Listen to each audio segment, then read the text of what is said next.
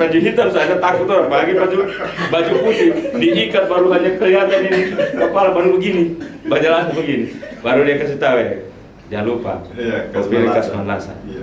Saya dia belikan saya kain kafan. Dari Dokter Anita menjadi Muzakir Ladwali Esos. Pak Sekda bilang, ada apa ini? Sudah, berdiam aja, ikut saja perintah Bupati. Nah, kemudian itu direktur rumah sakit dari dokter menjadi SPD. Iya. SPD apa, Pak? Ya namanya SPD, ya sarjana pendidikan. Kemudian ilmu tata kelola keuangan manajemen dan manajemen. Pengelolaan Kemudian ilmu hukum sangat luar biasa karena doktornya hukum. Betul, termasuk kemudian ilmu hitam. ada satu yang doti. Itu yang saya mau tanyakan. Ilmu doti itu yang saya mau tanyakan Pak Kasman.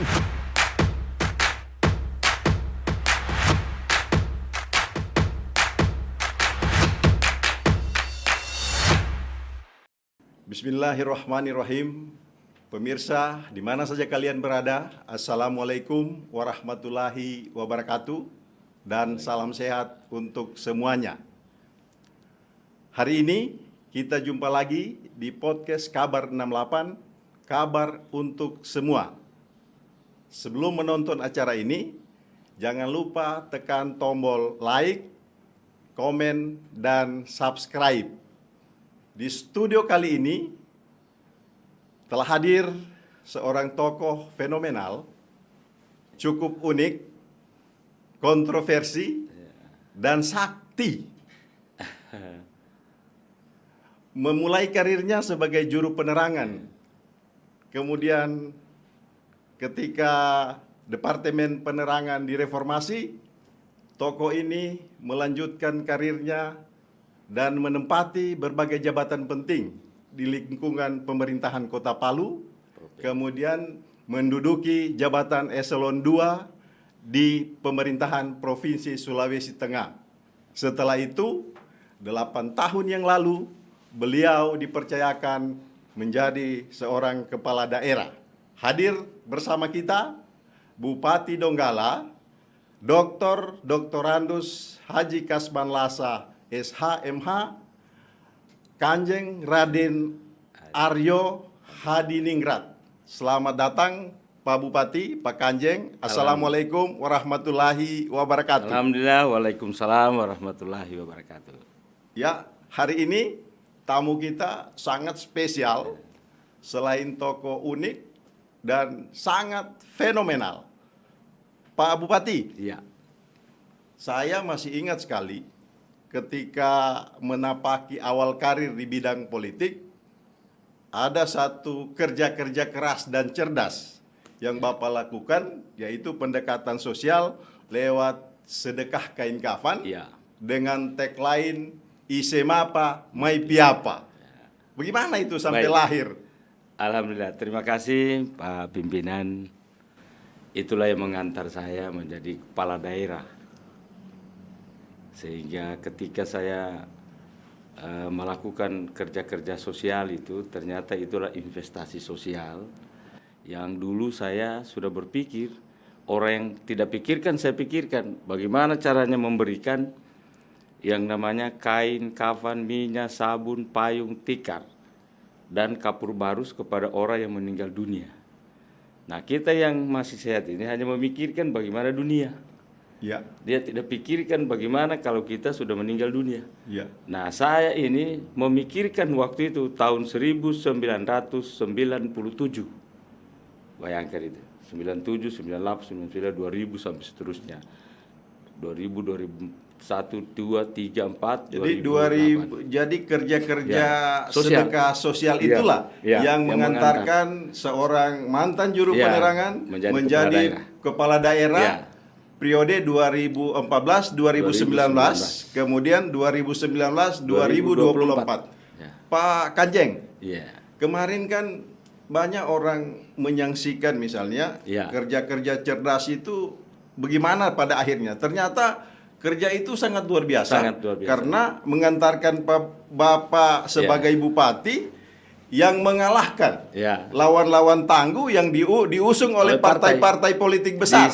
Sementara saat itu, setahu saya, Bapak masuk lewat jalur independen. Perorangan. Ya. Nah, terima kasih. Jadi ini adalah hal yang semestinya dulu ini harus diekspos.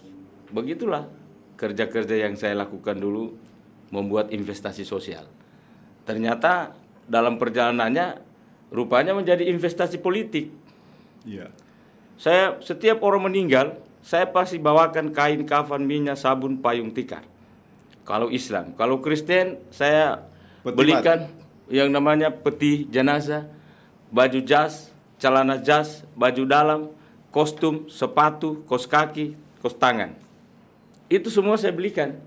Dan tidak susah kok itu. Kalau niat baik, kalau kita mau hitung-hitung membeli jas itu dengan satu pasang kan mahal. Ternyata ada saja pemikiran saya untuk Kristen yang meninggal dunia ini. Jadi saya pergi ke yang namanya penjual cakar. Iya. Nah, penjual cakar itu kan menjual baju Lengkap. jas yang rapi lengkap. Ya, tidak perlu harus sama. Ada saya dapat sama, satu pasang, ada tidak. Itu saya borong. Kadang waktu itu harganya kan murah, cuma 175.000 satu karung. Iya. Tuh dibeli itu sampai satu karung baju sekian lembar. Celana juga begitu. Dan Sepatu, baju dalam, dasi. Iya. Itu dasi sampai berapa karung. Nah, saya beli. Setelah dibeli, kemudian saya bawa di laundry. Di laundry dicuci, disetrika, dikasih bersih, rapi, baru saya singgah di toko parfum. Di toko parfum saya beli parfum. Iya. Dari sekian karung itu sudah bukan lagi dalam bentuk karung. Itu sudah di laundry dan sudah masuk hanger. di hanger sudah rapi. Baru saya semprot dengan parfum. Gitu. Setelah itu kemudian bawa di rumah, baru diamankan dalam satu gudang. Ada pesta kawin saya pakai dulu, saya tunggu orang belum meninggal, belum ada yang meninggal saya pakai dulu pergi ke pesta. Jadi teman-teman saya bilang, kain wool kok ya, memang. Iya. Dipikirnya itu mahal. Iya. Nah, ini kan orang meninggal dunia tidak ada juga dia tanya, ini kain kapan kain Mahal atau baru atau iya. Cakar dari mana kau lihat tidak tanya itu. Nah, itu dari umat Kristen. Umat Islam kain, kafan, minyak, sabun, payung dan tikar. Setiap orang meninggal saya bawakan, tiap orang meninggal saya bawakan. Itu dalam bentuk itu. Belum ada beras waktu itu. Iya. Nah, saya bawalah itu masuk di rumah. Halo, assalamualaikum, Pak Kasman. Nama temo ino. Iya. Innalillahi wa inna ilaihi rajiun. Berivan wana Maria kain kafan. Kalau ada kain so meninggal mama dia bilang ada kain kafan bawakan saya. Saya bawakan kain kafan, minyak, sabun, payung, tikar, Jadi kapur baru. Tony Tommy PPSI Murito dia Tunggu di situ. Iya. Nanti saya bawa. Saya lain bawa di mobil Taruna dulu. Iya. Ada mobil Taruna saya bawa ke pinggir sana. Tuh begitu meninggal maka saya catat orang yang meninggal dunia itu. Makanya nama-nama orang ribuan sama saya. Iya. Itu orang meninggal dunia sudah di Donggala di Donggala, Palu, Parigi Motong, Sigi. Itu yang saya kirimkan kain kafan itu sudah 21.842 orang. Sampai detik 21.842 orang yang Luar meninggal biasa. dunia. Nah, itulah yang mendoakan saya ternyata itu investasi sosial menjadi investasi politik. Nah, begitu saya jadi menang jadi kepala daerah, makanya waktu itu ya termasuk beliau sendiri yang muat saya lalu itu Bupati Kain Kafan. Nah, kan masih ada saya simpan itu beritanya. Disitulah saya. Bahkan orang dalam kuburan juga mendoakan. dia doakan saya. Karena setiap orang yang meninggal dunia saya belikan kain kafan itu dia doakan. Nah, begitu datang malaikat Mungkar dan Nakir. Dia bilang, ini kuburan baru ini. Sebelum kita masuk kuburan baru, tanya memang. Bawa itu palu-palu yang ukuran 25 ton. Tuh, artinya kalau yang banyak dosanya ya dia akan palu-palu. Baru dia masuk. Assalamualaikum ahlil kubur. Nah, dijawab oleh mayat. Waalaikumsalam. Jawab memang. Jangan kamu dusta. Siapa yang beli pakaianmu itu? Harum sekali, baru putih, baru ikatannya ini ada 7. Jawab. Siapa yang beli? Dia jawab. Dia bilang Kasman Lasa. Jadi nama saya ini sampai di kuburan Terbawa terus. Terbawa sampai hari ini. Setiap saja orang meninggal pasti begitu. Jangankan orang hidup, Pak, orang mati pun masih membawa namanya Pak Kasman Lasa. Orang mati sampai dia ini. Nah, makanya waktu saya pilkada itu kenapa betul-betul saya kalahkan partai-partai, karena semua orang yang meninggal dunia yang sekian ribu yang saya sebutkan tadi itu, itulah yang berjalan. Masuk mereka di tempat-tempat TPS. Nah, caranya mereka begini.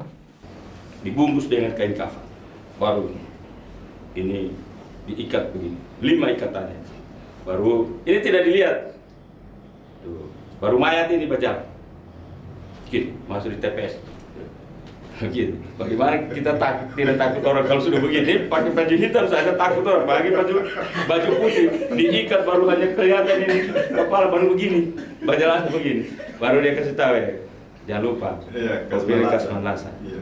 Saya dia belikan saya kain kafan minyak sabun payung tiga. Itu yang membuat saya terdongkrak saya punya suara. Luar biasa. Jadi kerja-kerja cerdas, kerja-kerja politik yang cerdas, alhamdulillah. Ya, betul. Saya kalahkan semua yang punya partai, yang punya uang. Karena dalam catatan kita mungkin satu di antara dua pemenang yang menggunakan jalur independen keluar sebagai pemenang, mengalahkan partai-partai politik besar. 7 kandidat waktu itu, kan 8 kandidat semua, saya tumbangkan satu persatu. Ya, luar sampai biasa. periode kedua, saya juga masih menggunakan itu, tetapi sudah ada lampirannya. Ada partai. Ya, bukan belum. Belum.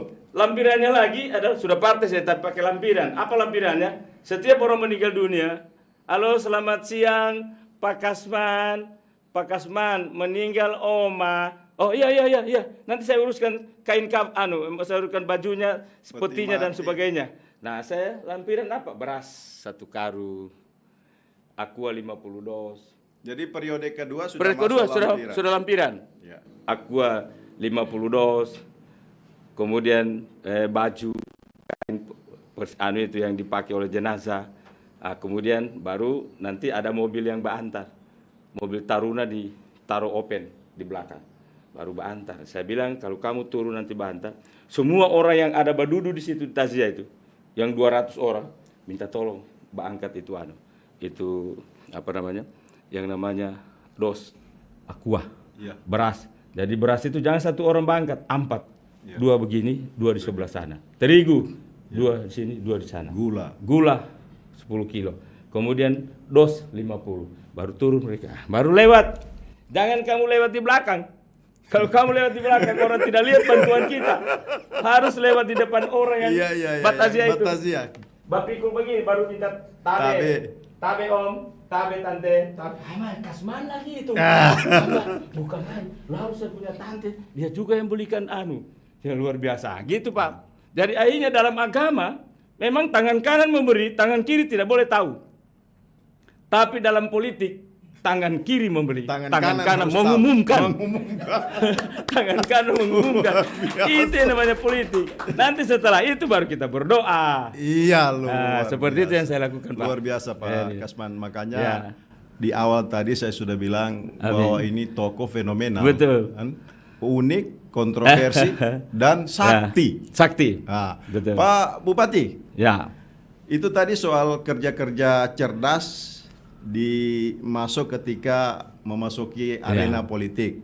Jadi tangan kiri memberi, tangan kanan mengumumkan. Iya. Itu kalau di politik. Iya, di politik. Dan harus itu. Harus.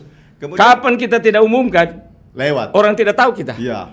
Jadi makanya ada orang agama, orang ulama, orang kiai. Nanti karena saya juga ikut caleg. Itu sujada ada 100 tapi jangan diumumkan. Iya, 100 itu 100 peta ke sana, minta tolong jangan diumumkan. Di sinilah dia kalah. Karena orang tidak tahu, rakyat tidak tahu. Saya bilang, Ustadz, kalau mau maju umumkan Ustadz. Dia terlalu fanatik dengan agama. Iya. Nanti di belakang. Ya, urusan agama. Berdoa. Ya, urusan agama. Jadi bersedekah dulu. Bersedekah dulu. Setelah itu baru berdoa, baru harus keras. Kemudian Pak Bupati, di samping misalnya tadi kerja-kerja politik itu kalau tangan kiri memberi, tangan kanan harus mengumumkan. Itu juga sebenarnya harus diumumkan karena memotivasi orang lain untuk berbuat baik, bersedekah. Untuk bersedekah. Saya rasa begitu, Pak Bupati. Jadi rohnya ke sana. Iya. Itu yang saya lakukan. Itu yang dilakukan oleh Pak sampai Bupati sekarang. Sudah kemarin meninggal lagi orang. Halo, assalamualaikum Pak Bupati. Sudah dipanggil Bupati saya. Karena sudah 2 periode. Iya. Kalau 1 periode lalu Kasman Lasa dia panggil. Pak Bupati, Pak Bupati, meninggal lagi Om Pak Bupati. Ipia kamatena, kapan meninggal?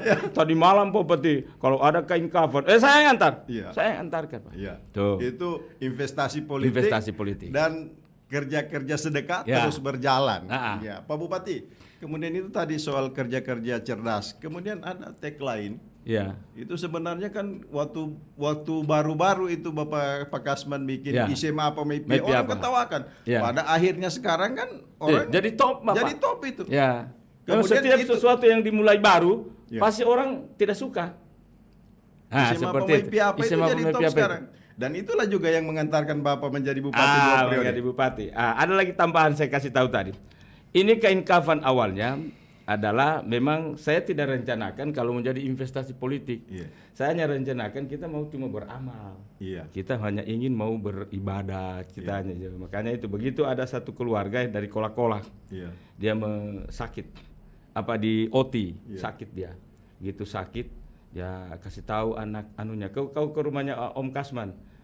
Lebih oh iya Om. Nah, sudah pergi, datang. Om, saya punya papa itu Iya. sudah sekarat. Dan dokter sudah 3 kali dia masuk rumah sakit. Dokter bilang pulangkan, kayaknya sudah. Berarti dokter sudah menyerah. Iya. Bukan lagi kemampuannya, karena sudah ada tanda-tanda. Dokter itu tanda-tanda mati juga sudah dia tahu. Bawa pulang. Begitu dia pulang, anaknya singgah di rumah. Om, papaku sudah diantar pulang ke OT. Iya. Nah begitu. Terus, sudah sekarat Om. Saya cuma disuruh keluar, Mama, kau singgah sama Om Kasman, minta kain kafan. Iya. Saya bilang jangan dulu. Iya. Jangan kain kafan, bahaya. Tangkap polisi nanti saya. Iya. Ini kalau memberi kain kafan ini kan sama dengan memberikan orang Iya. Kalau orang kayak meninggal bilang, kan? tunda. Tunda. Iya. Saya jangan. Karena dia desak saya, akhirnya sudah saya kasih. Apa? Laki-laki bapak, Om, papanya saya dia bilang, sudah ambil. Berarti 18 meter, kain, kafan, minyak, sabun, payung tikar, bawa. Nah, kau ke sana nanti bisik sama papamu.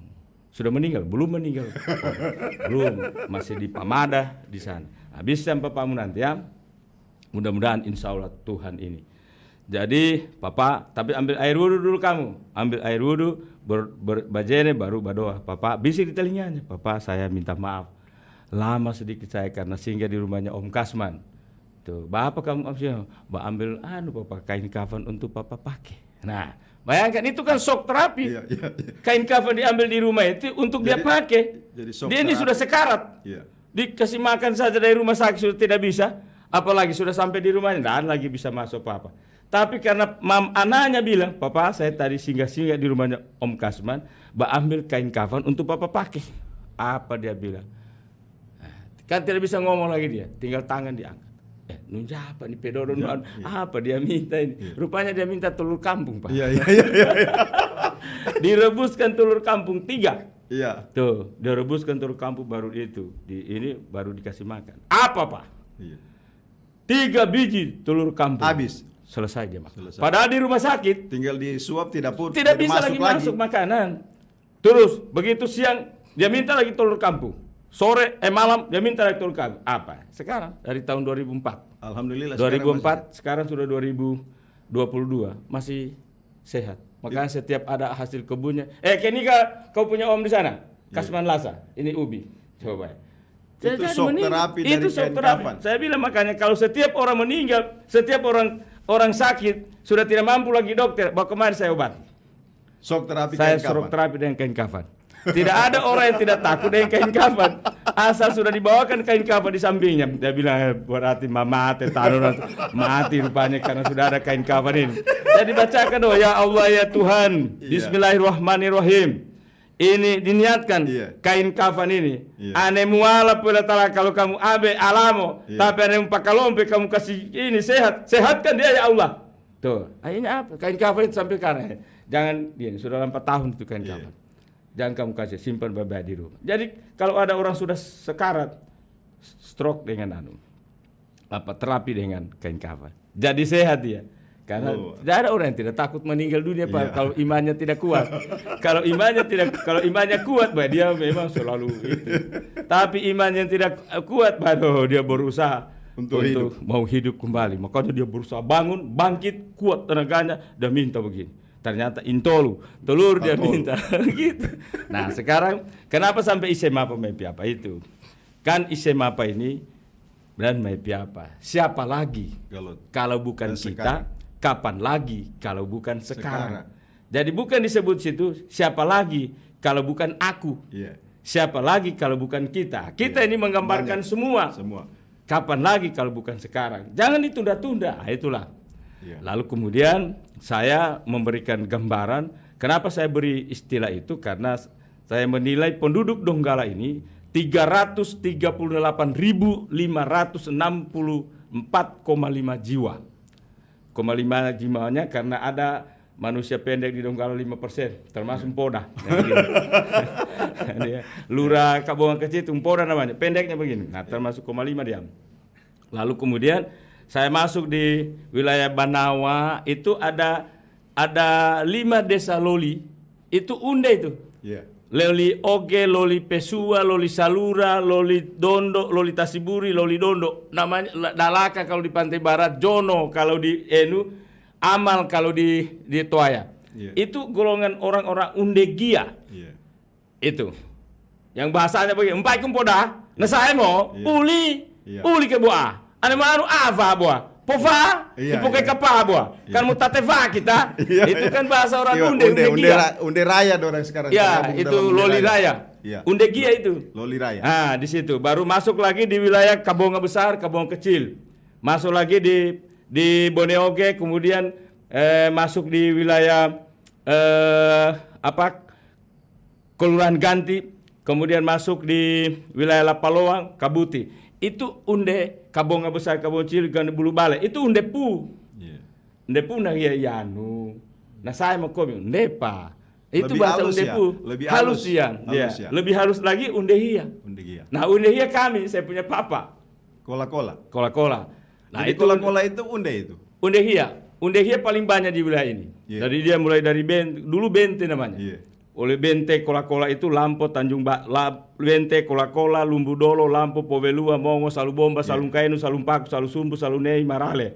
Iya. Kemudian Bambarimi, Lalombi, baru Mbuvu, baru Siru, Tanampulu, baru di atasnya Surumane. Iya. Baru, itu Pak Umbehia. Bupati, itu dari 158 desa, 9 kelurahan, Ya. 16 kecamatan itu Ya. Pak Bupati hafal semua. Saya hafal Kalau semua. kita sebut misalnya dari ujung selatan Donggala Ya. sana sampai di utara, Nggak sampai 2 menit. nggak sampai. Nggak sampai. Boleh, Misalnya Pak. Sojol Utara. Iya, Dari iya. Sojol Utara itu mulai Iya. dari desa Bengkoli, Oguamas 1, Oguamas 2, Lenju, Balanebo, Upesi, Panggasean, Tonggol Bibi, Sualempu, Balukan, sama Lili dan Bukit Harapan. Iya, itu Kemudian Kambayan. arah sana. Iya, arah sana. Iya. Kambayan. Kemudian Talaga, kemudian Sabang, kemudian Sioyong, kemudian Malonas, kemudian Rerang, Ponggerang, Lembamuti, Budimuti, Karyamuti, Parisan Agung.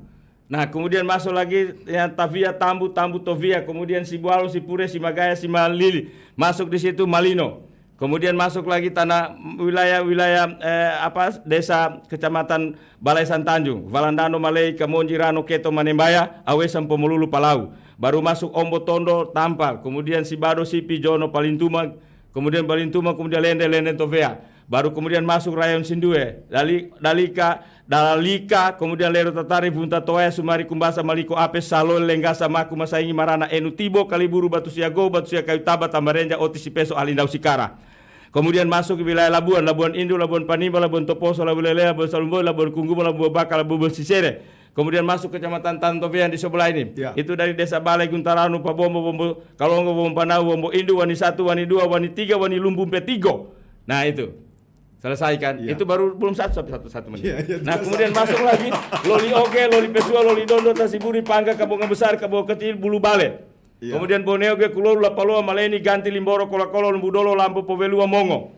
Kemudian Salumpaku, Salungkainu, Salusumbu, Salunei, Marale. Kemudian masuk Lalombi, kemudian masuk Lumbun Mamar, kemudian masuk Tanampulu, Musia, Malino, kemudian Ongulara, Lumbulama.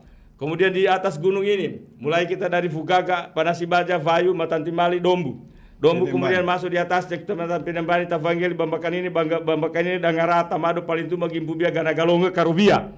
Masuk lagi Kecamatan Rio Pakava. Kecamatan Rio Pakava itu misalnya desa Ngovi, Mbulava, Bonemarava, Pakava, Taviora, Tinauka, Pantolobete, Montonge, Sinotu, Pancamukti, Rio Mukti, Budi Mukti, Lembamukti, Minti Mamur, Binti Jaya, Polando Jaya. Tidak sampai. Selesai. Luar biasa. Pemirsa, jangan kemana-mana. Tonton terus saja ini bersama sang tokoh fenomenal, Bupati Donggala, Dr. Andus Haji Kasmalasa, SHMH, sekaligus Kanjeng Raden Aryo Hadiningrat. Ya. Ini sangat luar biasa, Pak Bupati. apa yang melatari atau ada belajar khusus ya menghafal atau karena Bapak pernah jadi juru penerangan sehingga semua wilayah, semua nama itu Betul. bekas daerah jajahan dan di luar kepala. Semua. Tadi tidak sampai 2 menit. Ya. Ya, selesai. 158 desa. 9 kelurahan, 16 kecamatan. 16 kecamatan. 16 kecamatan, 987 dusun. 1036 yang namanya RT. 5.239 kilometer persegi luas wilayah yang harus Pak Bupati kelilingi. Itu semua dijangkau. Semua sudah didapat. Saya jangkau. Jadi itulah semua. Kenapa saya kadang tidak mengalami gangguan apa? Karena itu tadi investasi. Setiap orang meninggal dunia pergi lagi. Kalau saya tidak sempat datang, saya kirim seperti itu. Memang benar. Jadi silaturahmi memang. Ya, itu bagian dari silaturahim ya. Ya, itu yang dilakukan. Saya lakukan selama ini. Alhamdulillah masyarakat itu ternyata itu dilakukan. Jadi bukan pendekatan uang, pendekatan kemanusiaan, pendekatan hati, pendekatan hubungan emosional, hubungan. Karena apa? Di Donggala ini adalah variasi dia punya penduduk. Ya, ada Toporai, ada Topounde, ada Undepu, Undegia, Undehia, Undepu, Undeda, Undetado, Undemamo. Ada Kaili Rai, ada Kaili Riva, ada Kaili Raio. Kaili Raio itu Labuan. Gitu. Ada Kaili Riva, Rai Riva. Ada Bugis, ada namanya Mandar, ada Jawa, ada Bali, ada Tator, ada juga Chinese. Di Donggala Chinese 1%. Tuh, misalnya di Sojol Utara ada namanya Koahu, Kosiwa. Di Sojol Utara namanya Koliong. Di Tambu ada namanya Koahu. Kemudian di Lero, di Sirenja namanya Ko David. Ada Ko David, ada Ko Preti. Kemudian di Sindue ada namanya Tangkilung, Wanho, ada Tangkising, ada Tangkicung, ada Tangkising, ada Tangkimoe. Kemudian di Donggala ada yang namanya Pengpeng, Ko Pengpeng, ada Ko Ronald, ada namanya Ko Abas. Itu semua. Ini orang Cina 1% dari Donggala. Ini bagian dari silaturahim tadi ya Pak? Ternyata di Donggala ini adalah khususnya di Kecamatan Sindue Banawa. Itu di tahun 1104. Jadi memang sudah ada 4 negara yang pernah datang mengawini di Lero. Negara pertama adalah Belanda. Datang di Lero itu. Maka dia kata, kenapa juga orang Belanda menikah di Lero? Sampai tersebar sampai ke Batsuya itu. Karena rupanya tahun 1100-an ini orang-orang Lero itu rumahnya termasuk perempuan cantik. Putih, kuning langsat, tinggi. Makanya dikawini oleh orang Belanda. Nah, orang Belanda yang menikah di Lero namanya Frederik Alexander Kobo. Dan ada rumahnya, masih ada air dia gali tahun 1100 sekian itu. Sekarang saya bilang, saya jaga itu kepala, jangan ditimbun. Itu buatan Belanda, buatan yang dibikin oleh Frederik Alexander Kobo. Nah, anaknya ada Nelly, ada Martinus, ada John, itu tersebar ke sana. Lalu masuk di Batsuya, itulah namanya yang ini Vera punya keluarga itu. Itu. Jadi ada namanya Elena, Frederik, Frena, David, kemudian Van Boren. Nah, itu kan Van Boren. Kalau di ini Frederik Alexander Kobe. Kalau di sana Van Boren, kalau di sini Van Baron yang ada di Banawa kota itu. Itu orang-orang Belanda, itu Van Baron ada di Panggang. Ada di Banawa Selatan. Van Baron itu orang Belanda. Ada Frederik Rimon. Ada yang kuburannya di Labuan Bajo. Nah, negara yang kedua adalah negara yang mengawini di kedua adalah orang Malabar, orang India. Nah, orang India turunannya sekarang sudah 375 orang di Donggala, di Lero. Ya, termasuk itu si Musa yang kasat intel. Itu orang Malabar itu, orang India. Dia punya leluhur dikawini keluarga di Lero. Kemudian ada itu Dr. Ali Kadir. Ya, kemudian banyak semua itu, termasuk yang itu Kaili. Turunan Malabar. Turunan Malabar semua itu. Itu. Termasuk itu si ini yang FKPPI apa itu? Forum Pemuda Kaili itu. Itu semua itu orang Malabar itu. 300 lebih mereka itu sudah. Baru orang negara yang ketiga adalah yang namanya Cina. Nah, Cina itu Wanho dulu. Wanho kemudian melahirkan anak. Ada lahir Tangkising, ada Tangkilu, ada Tang-Tang semua mereka. Ada Tangkicong, ada tangki hui, ada tangki moe. Dan itu Nah, Pak Bupati sudah sudah menyebar. sudah tersebar mereka sekarang. Mereka sekarang malah sudah tidak tahu bahasa Cina. Ya. Nah, Bahasa negara Rai, yang ada keempat, orang Cina yang pintar ya, bahasa Rai itu. sudah bahasa Rai, turunan dari itu ya. dari situ turunannya. Nah, di Lero yang negara keempat Filipina, itulah camat Balesa gitu. Darna. Kalau di Polda ini ada polwan itu namanya Kasmawati. Iya. Itu turunan Filipina semua itu. Dia punya leluhur perempuan dari Lero. Nah, leluhur ayahnya dari Filipina. Ini mereka ini juga banyak tersebar. Nah, kira-kira begitu ini. Sehingga orang-orang di Donggala itu banyak. Ada juga Bugis. Kenapa? Ada Mandar. Kenapa Mandar ada di Donggala? Ya karena memang makanya di Donggala di pantai barat itu sebagian besar turunan orang Manda. Turunan orang Manda itu disebut bahasa Kaili namanya adalah Mulin Tomene. Tuh. Muli itu turunan, Tomene itu Mandar. Jadi Mulin Tomene itu banyak di pantai barat. Termasuk di Lero itu. Ya. Makanya Lero itu dulu orang Manda itu dia beri nama Kaleroang. Nah, sekarang beberapa ratus tahun dirubah menjadi Lero. Ah, seperti itu kira-kira di Donggala ini. Jadi Ya. ada bermacam-macam. Luar suku. biasa, Ya. Pak Bupati. Pemirsa, jangan kemana-mana, tonton terus acara ini di podcast Kabar 68, kabar untuk semua. Bupati, menarik sekali. Ya. Sampai hari ini 8 tahun sudah kalau tidak salah Bapak memimpin Kabupaten Donggala. Ya. Kira-kira bagaimana Donggala dulu, kini, dan kelak hingga 2024? Ya, baik, terima kasih. Saya begitu memimpin pertama, dana yang saya dapat, dana APBD kita, itu hanya 760 miliar. 2014 Ya, pertama saya bilang, 700, lebih pituatu. Iya. 760-an miliar itu, sekarang sudah 1,3 triliun. Artinya berarti kepemimpinan saya ada peningkatan. Iya. Karena saya mampu memaksimalkan anggaran di Kabupaten Donggala dengan program-program yang sudah dikerjakan. Tahap pertama saya meletakkan dasar pertama dan dulu tidak pernah terjadi. Artinya saya dulu hanya 15 juta per desa per tahun dana ADD. Kalau dana desa memang belum ada. Dana ADD itu hanya 15 juta per tahun per desa yang diberikan kepada desa. Mau hidup apa desa itu? Pertimbangannya kenapa harus begitu? Karena memang kemampuan anggaran waktu itu terbatas begitu. Nah, sekarang saya genjot di kepemimpinan saya sehingga jangan 15 juta per desa. Berikanlah 1 tahun itu per desa. Sekarang sampai 450 juta per desa per tahun sampai 500. Nah, itu sudah bisa. Pertama, meningkatkan kesejahteraan aparat desanya, sudah bisa menggaji kepala desa dengan layak. Kalau dulu gaji kepala desa cuma 50.000 per bulan. 1 triliun cuma 150.000.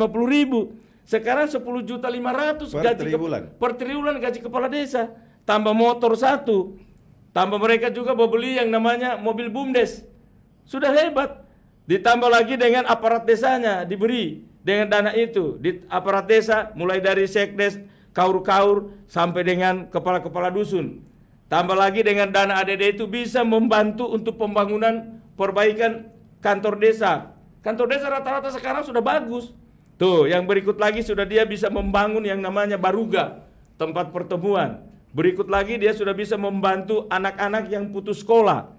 Anak-anak yang putus sekolah dibantu dengan dana ADD itu. Misalkan kenapa dia putus sekolah? Karena tidak ada yang namanya sepatu. Ya. Tidak ada yang namanya baju sekolah. Dibantu dengan dana ADD. Kepala desa turun. Misalnya orang meninggal dunia, dengan ADD dia pakai. Pak Sekdes, kebetulan saya tidak sempat hadir. Begitu kepala desa. Nah, kamu bawakan sedikit di amplop, kasih sama yang duka. Dikasih. Tuh, berapa Pak Kades bendahara tanya. Ya sudah, sesuai kemampuan dana kita sekarang ini kasih 500.000. Bukan main, dulu tidak ada Bapak. Dulu sebelumnya tidak ada, sekarang sudah ada. Kepala desa sudah punya tampilan. 500.000 dikasih di amplop, baru diberikan kepada keluarga duka.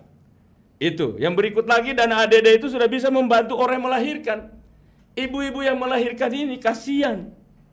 Tuh, dana desa, dana ADD bukan dana desa. Dana ADD sudah bisa membelikan pakaian bayi. Itu. Dana ADD sudah bisa membantu. Belikan juga termasuk beras 1 karung bagi ibu-ibu yang melahirkan. Tuh. Kemudian dana ADD ini juga bisa membantu Untuk operasional kalau dia melahirkan di rumah sakit, diantar dengan mobil ambulans. Tuh, itu koordinasinya. Mobil ambulans bawa ke sana. Dulu kan setengah mati mobil ambulans itu di ini, karena harus ada uang bensin. Tuh, apalagi kalau mobil ambulans itu pakai perda.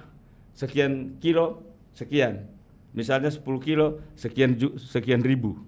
250.000 misalnya. Di Donggala tidak ada begitu. Kita mengarah pada kemanusiaan. Tidak ada diberlakukan begitu. Untuk apa kita mencari-cari PAD besar-besar sementara rakyat kita susah. Jadi tidak usah ada dipungut perdanya yang seperti di daerah lain. Kalau menggunakan mobil ambulans harus bayar. Alasannya untuk bensin. Nah kan pemerintah daerah sudah siapkan BBM-nya. Ya kalau saya perintahkan sama puskesmas. Puskesmas ini perintahnya melalui dinas kesehatan. Seperti itu. Makanya kemarin saya rombak semua. Mobil ambulans jangan lagi ada catnya warna putih, robak. Ini yang menjadi viral lalu saya. Ya warna apa? Saya robak semua menjadi merah putih. Kemudian baju suster semua merah putih. Tuh, kalau dia perempuan dia punya jilbab merah, bajunya putih. Nah, bayangkan itu. Saya lalu apa spirit yang diambil motivasi dari saya, seragam dan cat mobil itu? Justru itu membuat menteri saya lalu. Saya pergi menghadap Pak Menteri. Tuh, menghadap bukan Pak Menteri, Ibu Menteri Kesehatan. Mau menyampaikan, sudah terlanjur program ini saya jual dengan masyarakat. Semua mobil ambulans robah catnya. Merah putih. Merah putih. Maka dirobah catnya. Pembelian mobil baru robah catnya menjadi merah putih. Kemudian baju sopir merah putih. Gitu. Semua aparatnya menjadi suster-suster bidan pakai merah putih. Nah, sayangnya saya lalu belum melapor menteri. Gitu. Nah berikut. Kemudian dalam perjalanannya saya akhirnya pergi ke Jakarta. Saya pergi ke Jakarta mau melapor sama Ibu Menteri. Ibu Menteri saya mau laporkan bahwa mobil ambulans saya lapor. Saya ganti catnya. Nah saya waktu itu karena Ibu Menteri sibuk diundang Presiden tidak bisa ketemu. Begitu tidak bisa ketemu, saya pulang, saya ganti kepala dinas kesehatan dari dokter menjadi esos. Dan itu memang fenomena benar sekali itu, Pak. Jadi saya lah jadi ini lalu itu Pak Gubernur marah saya. Kasman, tunggu dulu, nepa dulu. Apa? Ngomong kan ini sudah 6 kali Ibu Menteri Kesehatan ini telepon saya Pak Kasman. Ada hubungan apa kau dengan Ibu Menteri? Sudah 6 kali dia mau bicara dengan kamu. Tuh. Jadi begini Pak Gub, saya ke situ. Jangan saya jawab di telepon. Saya ke ruangannya Bapak. Saya lapor Pak Longki kan. Begini Pak Gub. Saya lalu mau melapor sama Pak Ibu Menteri itu, mau melaporkan bahwa mobil di Donggala yang tadinya ambulans putih dengan pakai ngeong-ngeong, takut masyarakat. Maksudnya tidak usah pakai begitu dan tidak usah lagi putih-putih. Pasti kasih merah putih dan jangan lagi dibayar dia punya ini sewa. Setiap baru turun mayat langsung meminta itu sopir. Pak, karena saya sudah mau pulang. Dia punya Pak, karena memang inti uang bensin Pak sudah. Nah kan jangan ada begitu lagi. Itu semua yang saya mau lapor sama Ibu Menteri. Tapi Ibu Menteri waktu itu diundang Presiden. Tidak sempat ketemu. Tidak sempat ketemu. Pulang saya rombak. Ganti kepala dinas kesehatan. Dari dokter menjadi esos. Kemudian direktur rumah sakit Kabelota.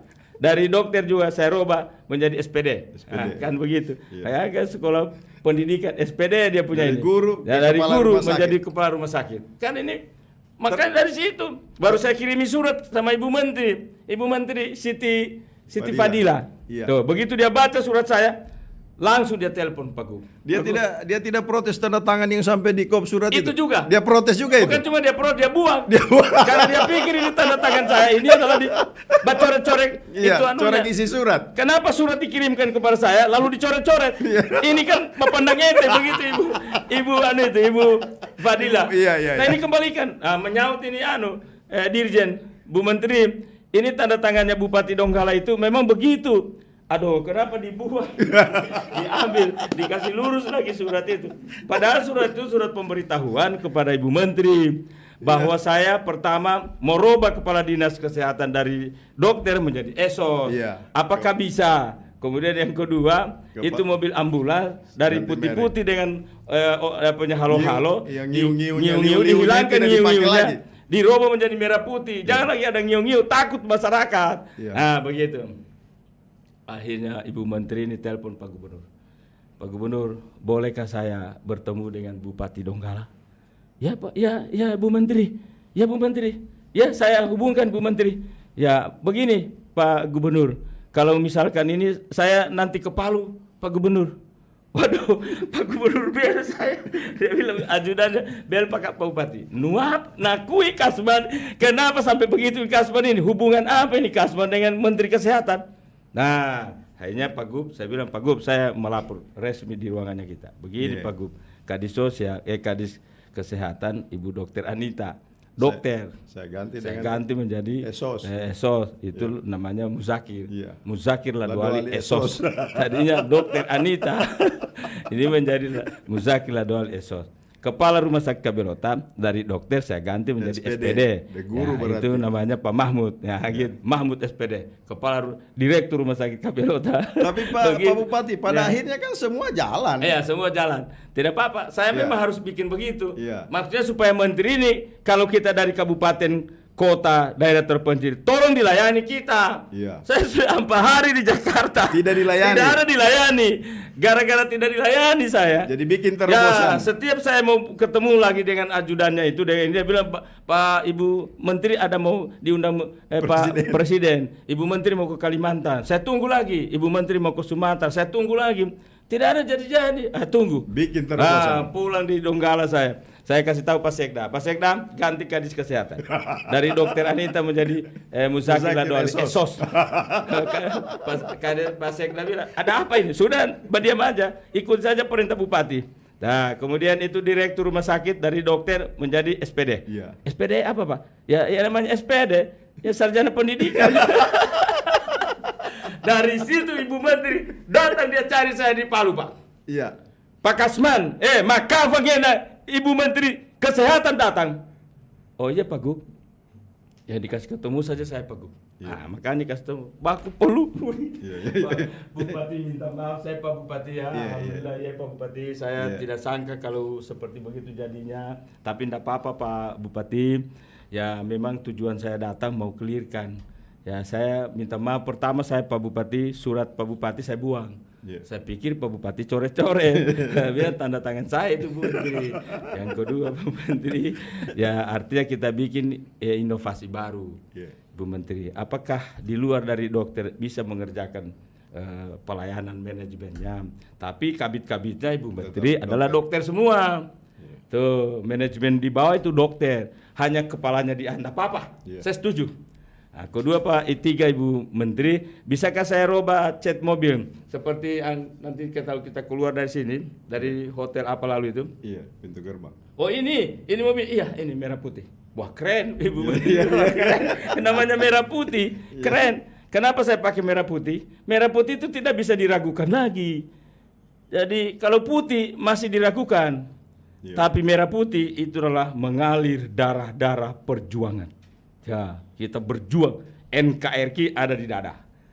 Merdeka atau mati. Iya, nah, luar seperti biasa. itu. Pemirsa, semakin seru perbincangan dengan Bupati Donggala, Raden Kanjeng Raden Aryo Hadi Ningrat. Terus bersama kami di podcast Kabar 68. Jangan lupa tekan tombol like, komen, dan subscribe. Pak Bupati, dari experience, dari pengalaman yang Bapak ceritakan tadi, berarti bisa disimpulkan seorang yang menjadi pemimpin, apalagi kepala daerah, untuk memajukan daerahnya harus berani mengambil kebijakan, melakukan terobosan. Harus. Apakah kira-kira begitu? Iya, yang saya lakukan selama ini. Saya ini kan diganggu, dihantam kiri melalui darat, laut, udara. Saya tetap tegar. Karena pertama saya memimpin, saya tidak melakukan hal-hal saya lihat yang Pak Bupati ini dihantam dari seluruh penjuru mata angin. Semua penjuru. Jadi dihantam darat, dari udara, laut, udara, danau pun dihantam. Dihantam. Begitu. Tapi saya tetap tegar. Jiwa besar. Artinya semangat besar. Itu yang luar biasa Pak Bupati. Yang saya lakukan. Misalnya sehingga Pak Bupati ini dikenal sebagai tokoh yang fenomenal, unik dan kontroversial. Jadi itu yang simpulan yang saya dapatkan. Betul. Misalnya ketika menjadi bupati periode pertama 2014-2019 lewat independen. Tetapi ketika berkuasa didukung oleh semua partai. Didukung partai. Ya. Kemudian Ya. memasuki periode kedua, Ya. Bapak didukung oleh partai, Ya. tapi dalam perjalanannya banyak riak-riak. Oh banyak. Mulai misalnya Bapak di pansus, Ya. Bapak Interpelasi.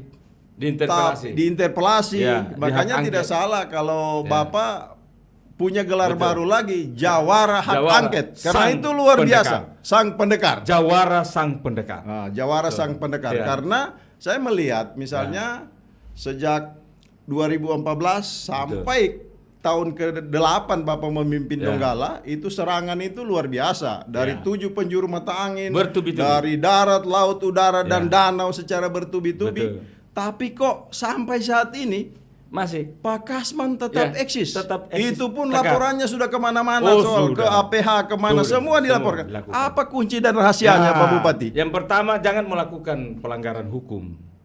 Itu. Sehingga Ya. dilapor kemanapun Apapun mau tidak ada dilapor persoalan, kemanapun, tidak akan bisa didapatkan. membuktikan. Artinya siapa yang mendalilkan, dia harus buktikan. Iya, Kan seperti itu. Yang terkait dengan saya dilaporkan ke KPK. iya, Dilapor ke KPK, dilapor ke Mabes Polri, dilapor ke Kejaksaan Agung, dilapor ke mana lagi, ke Menteri Dalam Negeri. Saya dilapor ke Mahkamah Agung, dilapor saya ke Polda, dilapor ke Kejaksaan Tinggi, itu dilapor dari ke Polres. dari luar. Kemudian dari Iya. internal dipansus, Dipansus, diinterpelasi, benar. diangket. Diangket. Tapi sampai saat ini tahun Tetap ke-8 tegar. Bapak Ya. tetap tegar dan eksis. Alhamdulillah. Itu. Artinya apa yang mereka tuduhkan itu semua tidak bisa. Tidak terbukti. Tidak terbukti. Tuh. Misalkan mereka mau laporkan saya kemana, ke KPK, nah ada turun tim, periksa. Saya tidak diperiksa Bapak. Periksa semua dokumen, suruh periksa. Ini periksa, ini periksa. Tuh. Jadi memang harus begitu supaya hilang tuduhan itu. Ya, jadi harus bekerja Ya, sesuai sesuai dengan dengan- rule of game Oh, ya. yang berlaku. Prosedur hukum yang ada. Saya selalu menjalani itu. Artinya kalau itu saya baca bahwa tidak sesuai dengan ketentuan, peraturan perundang-undangan yang berlaku, saya tidak berani melakukan. Tapi kalau itu misalnya demi untuk kemaslahatan masyarakat seperti kemarin gempa, demi untuk menyelamatkan nyawa manusia, oh saya siap, saya yang bertanda tangan, saya gempu. Nah, Saya itulah gempu. yang disebut Kan nanti pun akhirnya nanti saya masuk penjara, tidak ada persoalan. Tidak masalah, karena itu diridhoi oleh Allah Subhanahu wa taala.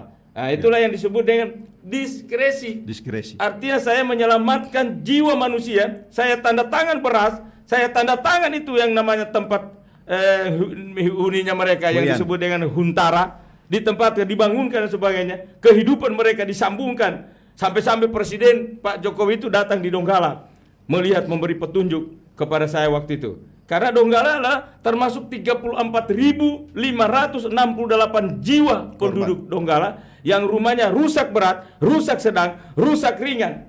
Itu waktu itu. Ya. Dan itu saya lakukan Dari demi untuk keselamatan dari nyawa. 34.000 itu Ya. sampai sekarang yang belum mendapatkan hak masih tersisa berapa? Semuanya sudah Semuanya tidak sudah. terpenuhi. Sudah Tuh, terpenuhi. kalau ada orang yang badai mau kemari ya masyarakat loli. Iya. Mbak Iku Kasba, Mbak Bupati, Benu Iya. kami, Iya. negi sohuman boy. Iya, iya. Bukan, jangan. Oke lah kalian tuntut sama saya. Tapi yang namanya kita hanya penerima manfaat. Iya. Itu semua yang melakukan, itu pusat. Melalui Menteri PUPR. Kita menyiapkan lahan. Donggala menyiapkan lahan Bapak. 25 miliar dana lalu itu saya gempu. Tanda tangan, diberikan untuk membantu masyarakat saya di Donggala. Yang kemarin itu. Lahannya sudah siap? Lahan. Sudah. Sudah selesai, dibangun juga sudah selesai. Alhamdulillah. Tinggal Lompio 2 yang sekarang. Itu berapa Ya, kakak karena lagi? kemarin Lompio 2 itu lambat di tender. Yang bertender bukan di Donggala, bukan di Palu, bukan di Sulawesi Tengah, di tender di Jakarta. Jadi apa yang mereka ngomongkan di Kementerian PUPR, kita itu juga kita ngomong mau sabar. Nah masyarakat ini kan tidak mau sabar, dia demo kita. Saya bilang tidak apa-apa, saya hadapi. Yang penting jangan kalian lempar batu. Ya. Seperti begitu. Luar biasa. Saya bilang tidak apa-apa, yang penting saya bicara. Mbak komi tepunde. Iya, iya. Benu, mbak udah saya nyam doi boy. Pakanoto lah kamu, kasih Iya. bye-bye. Pakanoto lah. Undi kayak doi nyala. Tidak ada uang. Semua itu yang membangun ini, yang namanya rumah rusak berat, rumah rusak sedang, rumah rusak ringan itu semua di sana. Daerah Kabupaten Donggala hanya menyiapkan lahan dengan memberikan bantuan subsidi anggaran APBD Donggala 25 miliar untuk membebaskan lahan. Itu bantuan Pemda Donggala. Kalau misalnya pemerintah pusat tidak berani lagi sudah melanjutkan itu, ya kami yang membangun. persoalannya jangan sampai tersinggung mereka di sana. Iya. Makanya kami lakukan itu. Tuh, nah sekarang sudah selesai. Di Selesai. TT. Sudah dikerja sekarang. Lumpio Dah lagi yang terakhir Lumpio 2. Sudah Berapa selesai. Sudah kakak dibangun. itu? Kita Pak belikan Bupati? lahan. Berapa Gitu. kakak yang 300 itu? lebih kemarin. 300 lebih. Ya, ada sana. Sudah dibangun. So, mereka sudah hidup tinggal di hunian tetap, huntap. Sudah punya rumah. Saya bilang kamu iloli mbak ko, Iya. anu undak boy, pesalama. Iya. Tuh, anu undak bu salama ba, cucur Iya. tene. Ada Iya. itu apa sih tuh? Baca tuh salama karena dia sudah di rumah baru. Coba bayangkan, kan baru dia undang kita Bapak. Iya. Tuh, mereka kemarin bayangkan taprok jalan. Mereka berdemo. Mbak Bupati, jangan ada ibu ya. Iya. Dia dulu saya ambil Ambil uang itu. uang, iya. Jangan, Pak. Itulah tadi saya bilang, kita tidak melakukan. Kenapa Iya. kita takut? Kenapa kita takut? Iya. Dimuat oleh media, silakan. Tuh, saya kasih tahu kemarin baru ini ada lagi media memuat terkait dengan TTG, terkait dengan dana apalagi dana DBH. Saya bilang di Donggala di pemerintahan mana saja terkait dengan dana DBH itu melalui proses tanpa dijunggu-junggu begini juga itu Tidak turun. Sudah tanpa itu juga tetap dia turun karena pemerintah pusat melalui Menteri Keuangan Republik Indonesia itu sudah menetapkan melalui PMK, melalui peraturan Menteri Keuangan seluruh Indonesia termasuk Donggala. Makanya keluarlah ketetapan PMK yang dikeluarkan oleh Menteri Keuangan bahwa Donggala dapat dana DBH seperti yang mereka sebut-sebut itu, dibagi-bagi fee seperti itu. Tidak ada 100.000 uang keluar itu tercatat dalam sistem. Dan itu tidak ada yang namanya penumpang gelap di dalam. Begitu turun uang dari dana DAK, semua diproses. Diproses mulai TAPD. TAPD dibawa ke DPR. DPR dibahas di dalam KUA PPS. KUA PPS tetapkan mulai APBD. APBD baru turunkan semua APD. Baru diberikan dana apa tadi? Tuh, dana DBH untuk kesehatan, untuk puskesmas, untuk jaminan. Semua itu tidak ada dana yang keluar. Dan rekeningnya di Donggala, saya dari awal menjabat sudah saya katakan jangan pakai nama Kasman Lasa, pakai nama pemerintah daerah Kabupaten Donggala supaya semua bertanda tangan dan bertanggung jawab ketika kita mau mengeluarkan yang namanya anggaran untuk kepentingan apa. Dan makanya bertangga-tangga begini. Tuh, jadi periksa tindak lanjuti sesuai ketentuan. Nah itu yang berlaku. Iya. Tuh. Pak Bupati. Begitu juga TTG. Iya. TTG rame. Saya bilang jelaskan asisten 3. Tuh. Artinya ini urusannya kepala desa dengan pihak ketiga. Pihak ketiga ini dengan kepala desa, dia pergi ke kepala desa. Ya silakan siapa saja. Kita tidak urus. Kalau ada memang kamu lihat di media, di medsos dan sebagainya, ada tertulis di situ terkait bisa mendapatkan TTG, ya setelah dibaca memang betul ada aturannya. Tuh, makanya pihak ketiga periksa sama desa. Desa bikin MOU dengan pihak ketiga, lalu kepala desa bikin pesanan. Ya, nota pesanan ditandatangani oleh kepala desa, kemudian dipesan diberikan kepada pihak ketiga dengan pesanan itu ditandatangani, dia pergi beli belanjakan barang. Tuh, saya beli yang namanya lonjo-lonjo, saya beli yang namanya baki, saya beli baskom, saya beli pesanan-pesanan itu untuk kepentingan usaha produksi. Jadi begitu yang MOU adalah mereka. Dalam perjalanannya ada kepala desa yang sudah menyelesaikan kewajibannya, ada kepala desa yang belum menyelesaikan kewajibannya. Kepala desa yang belum menyelesaikan kewajibannya ini maka tentunya berpengaruh terhadap yang pihak ketiga yang punya barang. Ya. Yang punya barangnya sudah menuntut harga uangnya. Ibu, bagaimana? Saya punya barang, kapan diselesaikan? Nah, di situ dari antara pihak ketiga dengan pihak lagi yang punya barang itu. Ini juga yang pihak ketiga ini uangnya belum tertagih karena kepala desa belum bayar. Nah, begitu kejadiannya anunya itu. Sebenarnya tidak rumit. Iya. Ya, TTG itu. Nah, akhirnya sudah dibawa sampai ke ranah hukum. Di kejaksaan, kemudian di Polda, diperiksa. Tunjukkan semua bukti-bukti itu. Nah, lalu kemudian situ dibagi-bagi fee. Nah, ada orang berani bagi-bagi fee dalam kondisi begitu seperti itu. Saya kira asisten 3 kemarin sudah jelaskan seperti itu. Iya. Ya. Pak Bupati, kelihatannya seorang Kasman Lasa Ya. punya ilmu dan kepiawaian karena dalam 8 tahun terakhir seperti yang disebutkan tadi. Ya. Silakan boleh Tadi, minum. Pak.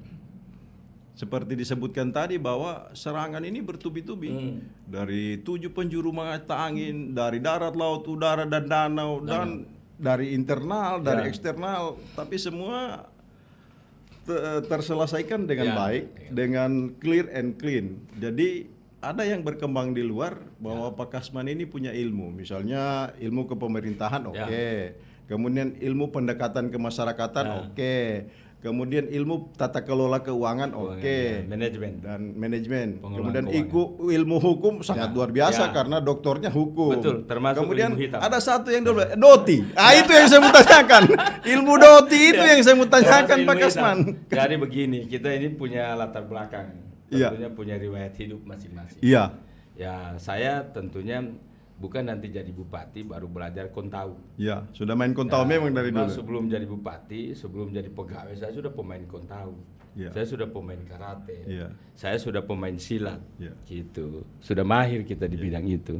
Jadi ilmu kontau dengan ilmu silat ini disertai dengan kekuatan dalam. Kekuatan dalam. Kekuatan dalam. Jadi kalau kita misalkan ini dengan ini, kekuatan dalam seperti ini, lalu dengan kuat, kemudian kita keluarkan dengan bersama nafas, itu tumbang orang. Iya, dahsyat keluarnya. Dasar keluarnya kuat itu tumbang orang. Iya. Tidak usah dibilang bahwa itu ilmu hitam, memang kekuatan dari dalam. Tuh. Nah, baru dilepas satu kali dengan nafas, tumbang. Nah, itulah. Jadi ilmu pemerintahan ya saya miliki karena saya sarjana dari situ. Iya. Ilmu hukum ya memang saya juga latar belakangnya adalah sarjana hukum. Tambah ilmu hukum lagi karena saya magister hukum.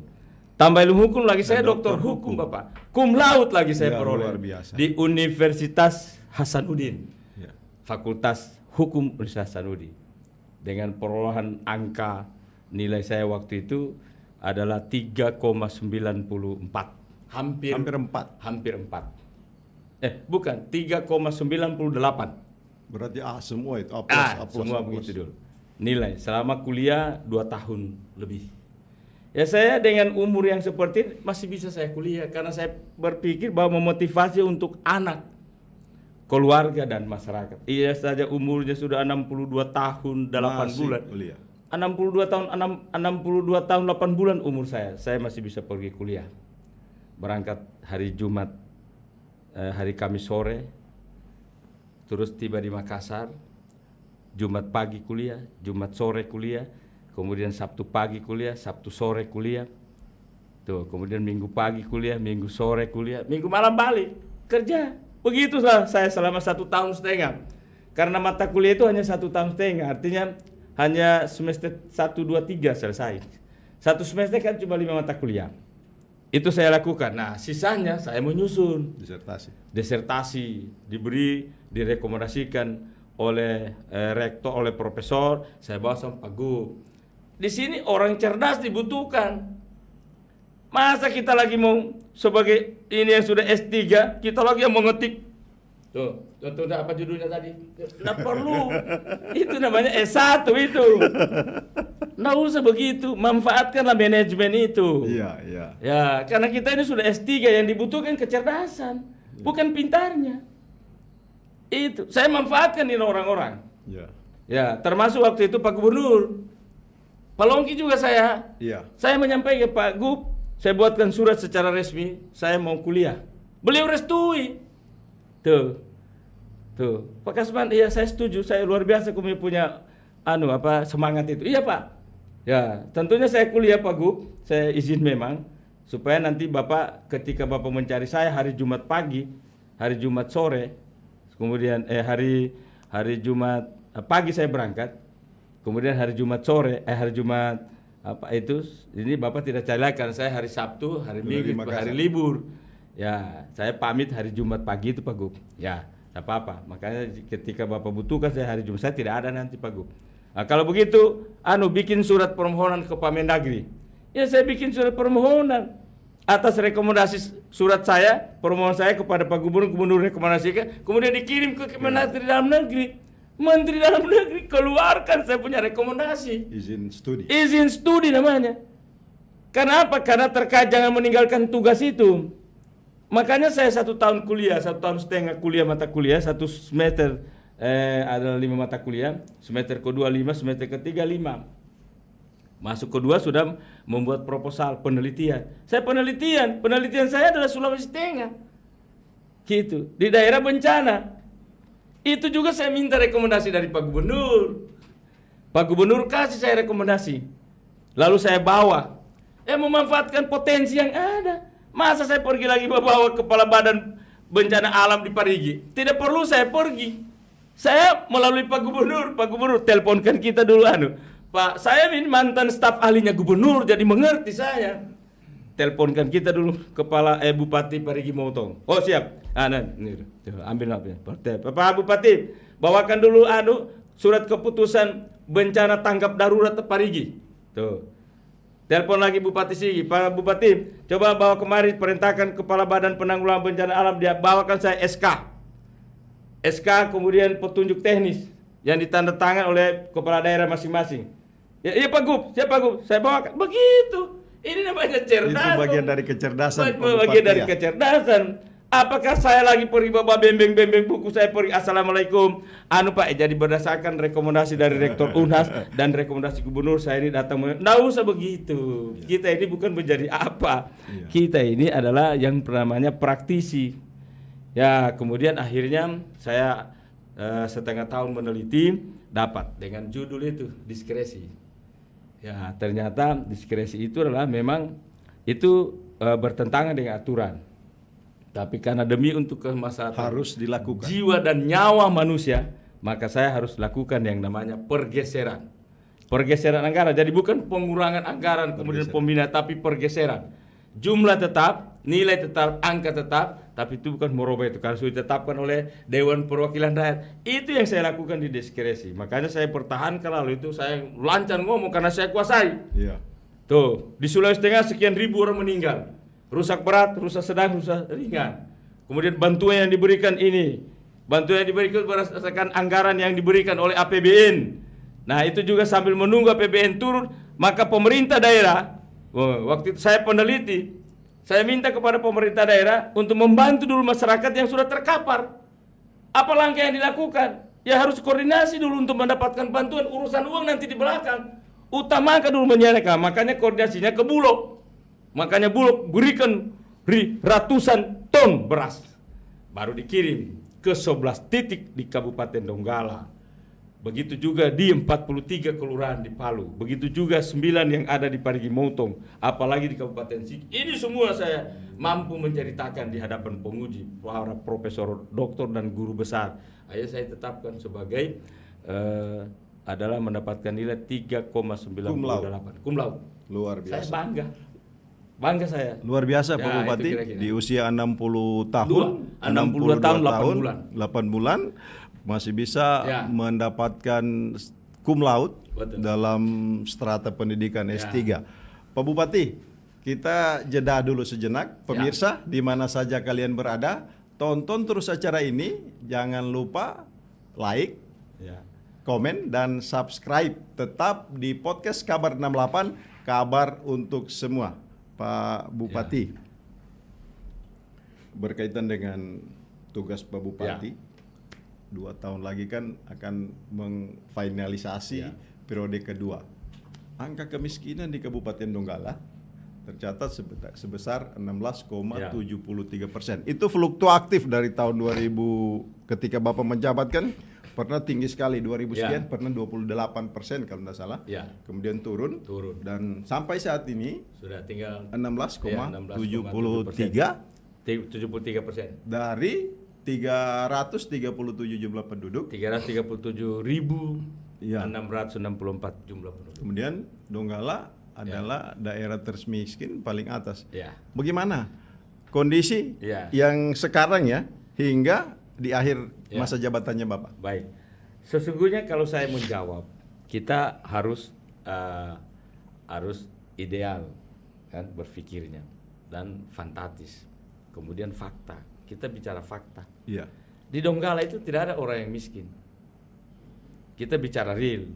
Saya bela saya punya negeri. daerah mana yang miskin di Donggala? Di Sojol Utara, Sojol, itulah daerah utara, Sojol, Dampelas, Balaisan Tanjung, kemudian Sirenja, Sindue, ini subur beras, Bapak. Ya, kemudian memang kita lihat secara geografis Ya. tidak mungkin karena garis Ya. pantainya panjang, Ya. kemudian lahan perkebunan Benar. pertaniannya Luar subur. biasa.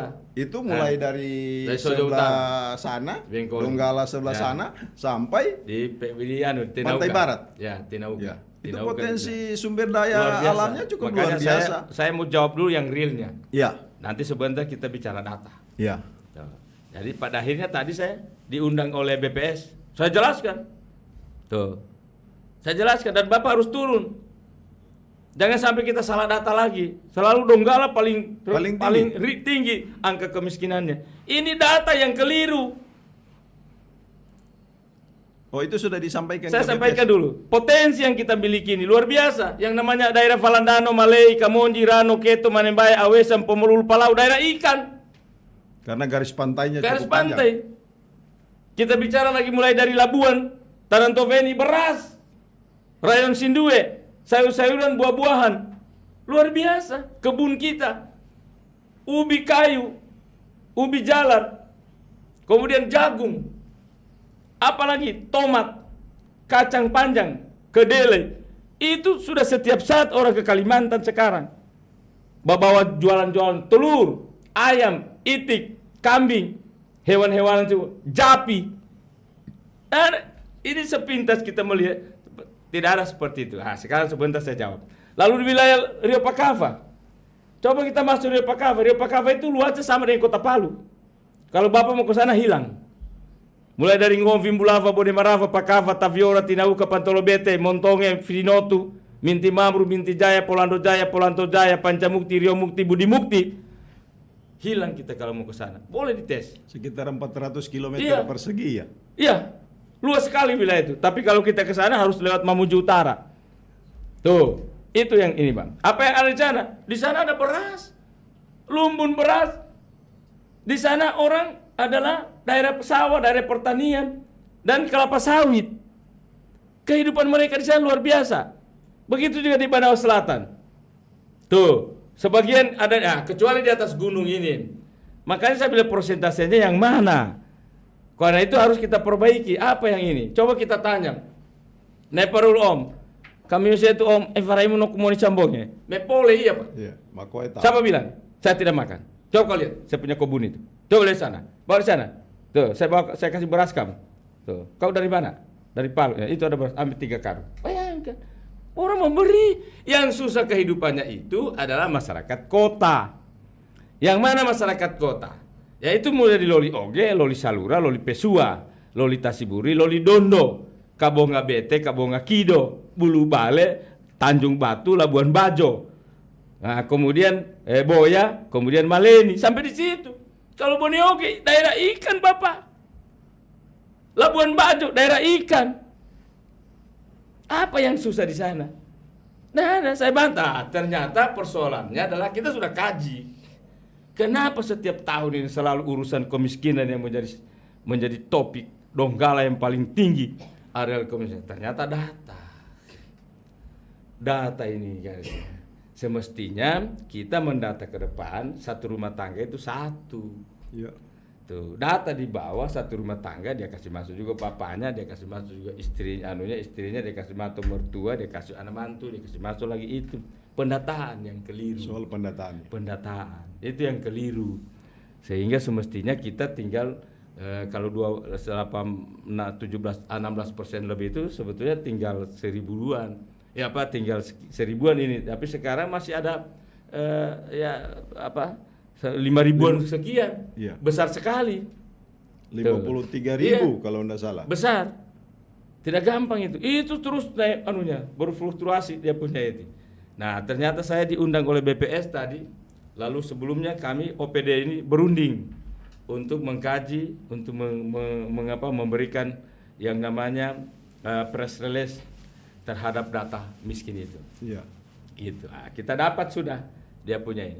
Jadi kalau kemarin itu memang organisasi per sektor itu ya tinggi terkait dengan urus. Nah, sekarang Rupanya kita begitu pendataan. Nah, alhamdulillah kita juga dibantu oleh BPS ini nanti akan turun ke desa-desa untuk memberikan pendataan data penduduk supaya nggak ditahu dari sumber-sumber yang ada itu. Nah, dengan begitu maka ini sudah terkait juga urusan pendataan yang terkait dengan miskin itu. Saya bisa turunkan dari kemarin-kemarin jumlah sekian, sekarang kan tinggal sekitar 16% lebih. 16,73. Berikutnya saya bisa mampu turunkan lagi. Setelah data ini bisa clear, baru saya akan melapor sama Pak Gubernur dan melapor kepada Menteri Sosial. Saya katakan ini, ternyata data ini yang belum sinergi. Jadi kita termasuk melaporkan data-data lama yang itu terbawa terus, lalu perubahannya tidak signifikan. Nah, inilah kita lakukan perubahan terhadap kemiskinan. Berarti ke depan kita tunggu data yang real. Lagi. Kemudian Bupati dalam hal ini pemerintah melakukan intervensi ke basis-basis kemiskinan. Kemudian Pak Bupati, kesiapan Kabupaten Donggala dengan seluruh sumber daya alam yang dimiliki untuk menyikapi kebutuhan IKN, karena ini berseberangan langsung dengan ibu kota negara ini. Apa yang disiapkan? Ya, jadi saya mau jelaskan dulu bahwa Donggala ini berhadapan dengan Kalimantan. Dan paling dekat daerah kabupaten kota di wilayah Sulawesi, dan ini Sulawesi berarti Sulawesi Selatan, Sulawesi Barat, Sulawesi Tengah, Sulawesi Utara, Sulawesi Tenggara, dan Sulawesi Barat. Ini yang paling dekat dengan Kalimantan itulah Donggala. Berhadapan begini. Tinggal menyeberang. Ini Pulau Sulawesi, ini Kalimantan, ini Panajam Pasir Utara, Balikpapan, ini adalah Donggala. Kalau kita mau naik pesawat cuma 45 menit sampai. Kalau kita mau naik laut cuma tidak sampai setengah malam. 8 jam. Iya, 8 jam sudah tiba. Ini. Lalu apa yang harus dipersiapkan? Dampak yang kita peroleh dari keputusan Presiden menetapkan Panajam Pasir Utara itu sebagai calon ibu kota negara. Yang pertama adalah batu pasir, kerikil, batu abu, batu gajah. Batu pasir, batu kerikil, batu abu, batu gajah, dan pasir. Ini potensi yang dimiliki oleh Kabupaten Donggala. Sepanjang pesisir pantai itu, mulai dari Loli Oge sampai di Loli Dondo, itu pasir batu kerikil bertumpu di kiri kanan gunung. Kita masuk lagi di wilayah Tanantofea, itu pasir batu kerikil, batu abu, batu gajah. Kita masuk lagi Labuan di pesisir pantai, tumpukan pasir batu kerikil, batu abu, batu gajah. Masuk lagi di rayon Sindue, itu juga seperti itu, batu pasir, batu gajah, batu kerikil. Masuk lagi di Sirenjap sampai di Dampelas, sampai di Sojo dan Sojo Utara yang berkaitan batu pasir, batu kerikil, batu gajah. Batu gajah itu di atas gunung. Nah, ini potensi ini, material ini sepertinya terpenuhi untuk kebutuhan IKN. Karena di sana membangun yang pertama infrastruktur, membangun kantor presiden, istana negara, membangun kantor wakil presiden, membangun kantor Menko, membangun kantor kementerian, membangun badan usaha milik negara, membangun kantor badan usaha milik daerah, membangun kantor polisi, membangun kantor TNI, membangun kantor tentara udara dan sebagainya, semua ada di sana. Dan sekarang bukan lagi persiapan, sekarang sudah membangun yang namanya bendungan di Kecamatan Sepaku. Desa Semoy. Ini sekarang yang dibutuhkan, saya sudah dari sana. Saya pergi melihat ternyata batu pasir kerikil, batu abu, batu gajah yang ada dengan di sana itu adalah semua dari Donggala. Diperoleh dan tertulis itu di dalam perencanaan nasional yang dijelaskan oleh Kementerian PU ketika saya pergi meninjau itu, dibawa oleh Pak Bupati Panajam. Ini semua kebutuhan materialnya Pak Bupati dari Donggala. Termasuk saya dengan pertemuan itu akhirnya kita bahas untuk penertanganan MOU. Apa yang di MOU kan? Ya itu tadi material, artinya batu yang bukan logam batuan. Itu yang kita siapkan. Donggala siap itu. Yang kedua, Donggala lebih siap lagi adalah beras. Yang ketiga, Donggala siap adalah hewan-hewanan. Hewan-hewan Donggala itu ada di kelompok-kelompok masyarakat yang memelihara sapi itu dan sebagainya, kandang-kandangnya. Kemudian ada sayur-sayuran, ada buah-buahan. Kalau kurang sayur-sayuran, buah-buahan didukung oleh Kabupaten Sigi, didukung oleh Kabupaten Parigi Motong. Tapi kalau material ini yang namanya batu gajah, batu abu, batu kerikil dan pasir serta beras ditambah dengan ikan, Donggala terpenuhi permintaan IKN itu. Terpenuhi ya. Dengan perhitungan, dan itu luar biasa dampaknya kepada masyarakat dalam rangka peningkatan kesejahteraan. Nah, sekarang dengan sekarang Dampelas sudah ditunjuk oleh Bapak Presiden sebagai kawasan pangan Nusantara. Sekarang sudah dibangun, diperlebar. Berapa? 200 hektar? Luar biasa, 200 hektar lebih tanah yang ada di sana untuk dipersiapkan pembangunan itu. Pangan Nusantara. Tentunya kita harus siap mental, siap semua kebutuhan itu. Dan Donggala terpenuhi. Kalau misalnya kurang, misalnya bagaimana menampung itu? Ya Donggala kan belum punya gudang. Oleh karena itu kemarin saya melapor sama Pak Gubernur dengan membawa sekretaris daerah, membawa Kadis PU, membawa Kadis Pertanian, Kadis Perikanan, Kadis Pariwisata, membawa Kadis Keuangan dan sebagainya yang saya bawa. Saya pergi hadap sama Pak Gub, lalu kami melapor Pak Gubernur, apa yang kami peroleh dari IKN ini. Kami minta petunjuk Pak Gub. Kami sudah melangkah dengan progres yang sudah jauh, melakukan MOU dengan pemerintah Kabupaten Penajam Pasir Utara. Tuh, lalu kemudian apa kebutuhan mereka kita siapkan, dan kami sudah melakukan pertemuan dengan para 34 pengusaha batu pasir, batu kerikil, batu abu yang ketuanya bos sendiri. Sudah kita lakukan pertemuan itu kemarin. Dan mereka siap, Pak Bupati, nadea bone, tongkang berapa kali dalam 1 minggu berangkat.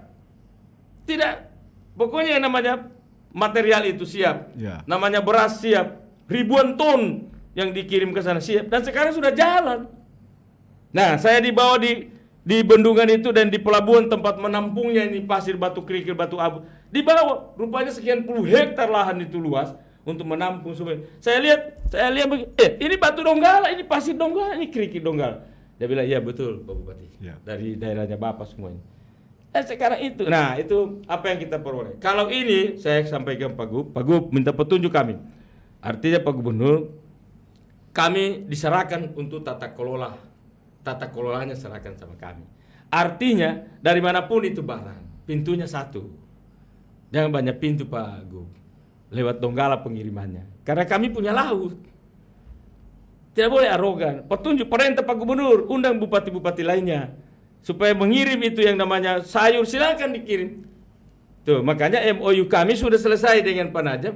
Begitu wali kota dengan Bupati Sigi mau MOU sudah tidak bisa lagi karena Bupati Penajam bilang melalui Donggala saja. Nah, sudah benar itu. Karena yang berhadapan langsung itu. Kalau bapak-bapak mau ngirim material itu, silakan. Nah, kalau Donggala mau butuh untuk sayur-sayuran mau dikirim, banyak gudang di Palu, pakai gudang di Palu. Perintah Pak Gubernur, Pak Wali Kota. Ini namanya sharing-sharing pendapat. Kalau kami mau mengirim, misalnya kabupaten lain mengirim sapi, Kota Palu ada kandang gudang penampungan sapi. Tuh, karantina hewan namanya. Begitu. Jadi kita harus bersinergi. Bersinergi supaya kita sama-sama mendapatkan. Jadi Donggala jangan hanya surga telinga. Di Donggala juga ikut mendapatkan kesejahteraan masyarakat untuk mendapatkan PAD. Terima kasih Bapak. Iya, Pak Bupati.